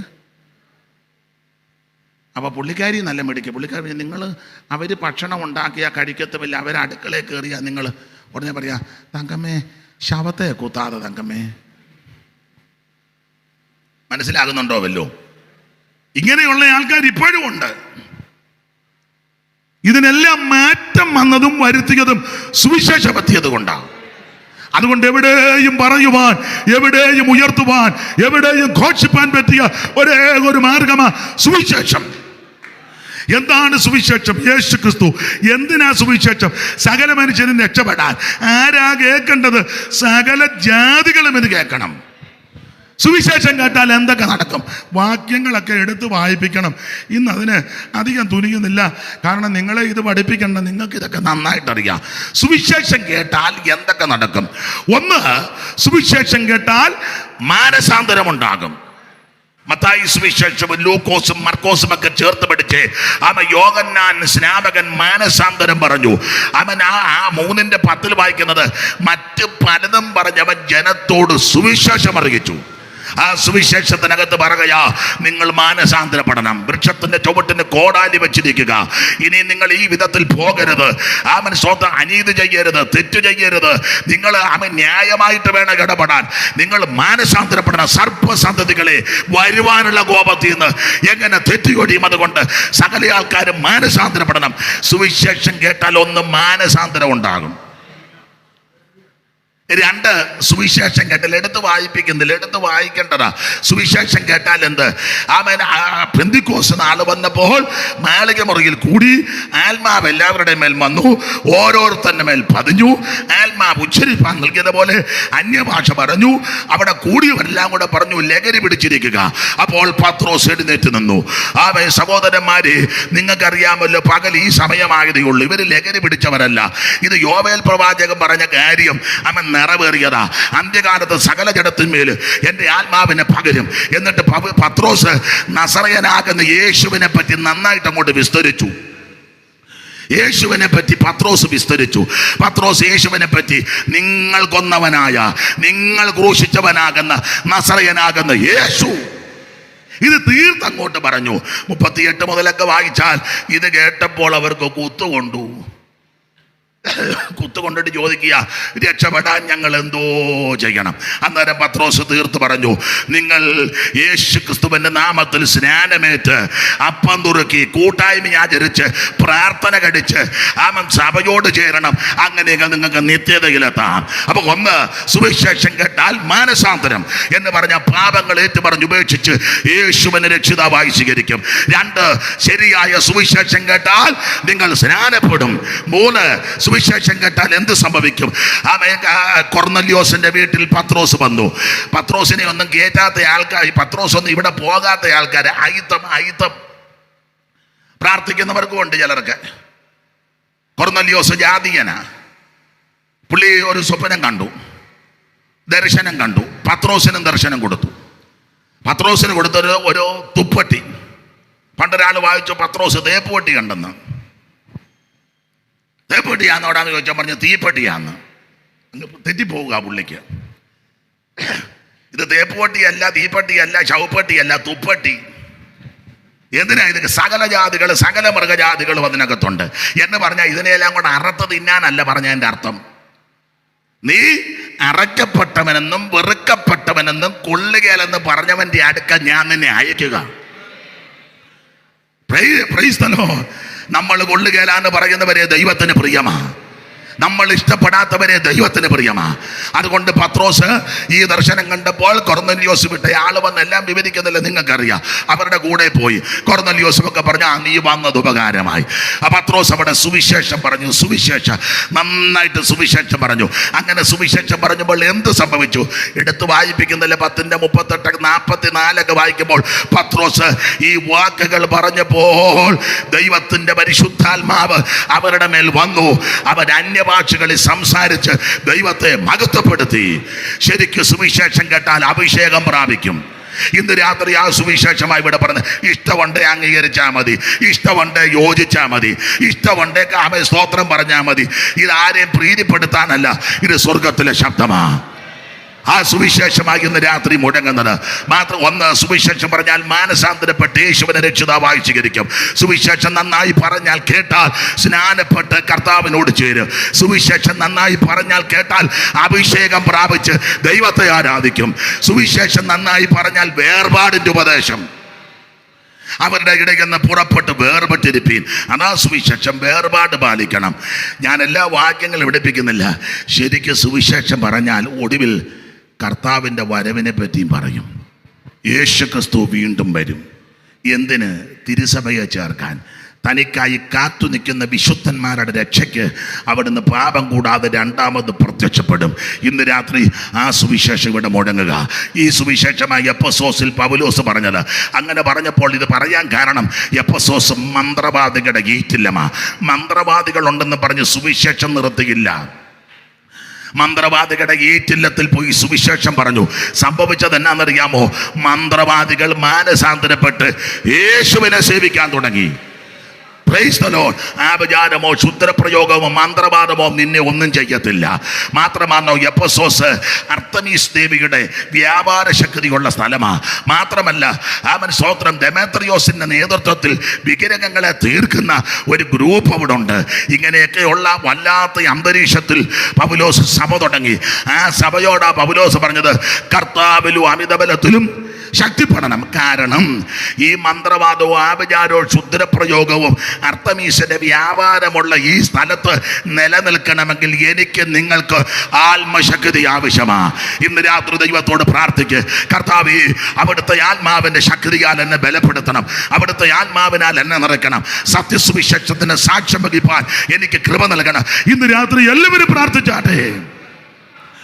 ഞാൻ എൻ്റെ വാക്കുകൾ നിർത്തുകയാണ്. ഒടുവിൽ കർത്താവിലും അവൻ്റെ അമിതബലത്തിൽ ശക്തിപ്പെടുവാൻ സമയമായല്ലോ. എല്ലാവരും അല്പസമയം ദൈവത്തെ സ്തുതിച്ചാട്ടെ. ആരും അവനമായിരിക്കാതെ ദൈവത്തിന് മഹത്വം കൊടുക്കുക. യേശു ക്രിസ്തുവിനെ രക്ഷിതാവായി സ്വീകരിപ്പാൻ, യേശു ക്രിസ്തുവിന് ഹൃദയം കൊടുക്കുവാൻ ഇന്ന് രാത്രി എൻ്റെയും നിൻ്റെയും പാപത്തിന് വേണ്ടി ഒരുവൻ മരിച്ചു. അവിടുത്തെ തിരുരക്തം നമുക്ക് വേണ്ടി ഒടുക്കി തന്നു. അവിടുത്തെ തിരുജീവൻ നമുക്ക് വേണ്ടി തന്നു. ഞാനും നിങ്ങളും അനുഭവിക്കേണ്ട വ്യതകളും പങ്കപ്പാടുകളും നമുക്ക് വേണ്ടി യേശു സഹിച്ചു. ഇന്ന് രാത്രി സ്നേഹിത, സുഹൃത്ത്, മാതാവേ, പിതാവേ, 5 പൈസ മുടക്കണ്ട, കാശ് മുടക്കണ്ട, ഭൗതിക വസ്തുക്കൾ ഒന്നും കൊടുക്കണ്ട. ഇന്ന് രാത്രി ഒറ്റ വാക്ക് പ്രാർത്ഥിക്ക്, എൻ്റെ യേശുവേ എന്നെ രക്ഷിക്കണം, എൻ്റെ യേശുവേ എൻ്റെ പാപം മോചിക്കണം, എൻ്റെ യേശുവേ എൻ്റെ ഉള്ളത്തിലേക്ക് വരണം. ഇനി എനിക്ക് ആയുസ്സും ആരോഗ്യം തന്നാൽ നിന്നെ മാത്രം ഞാൻ സേവിക്കും.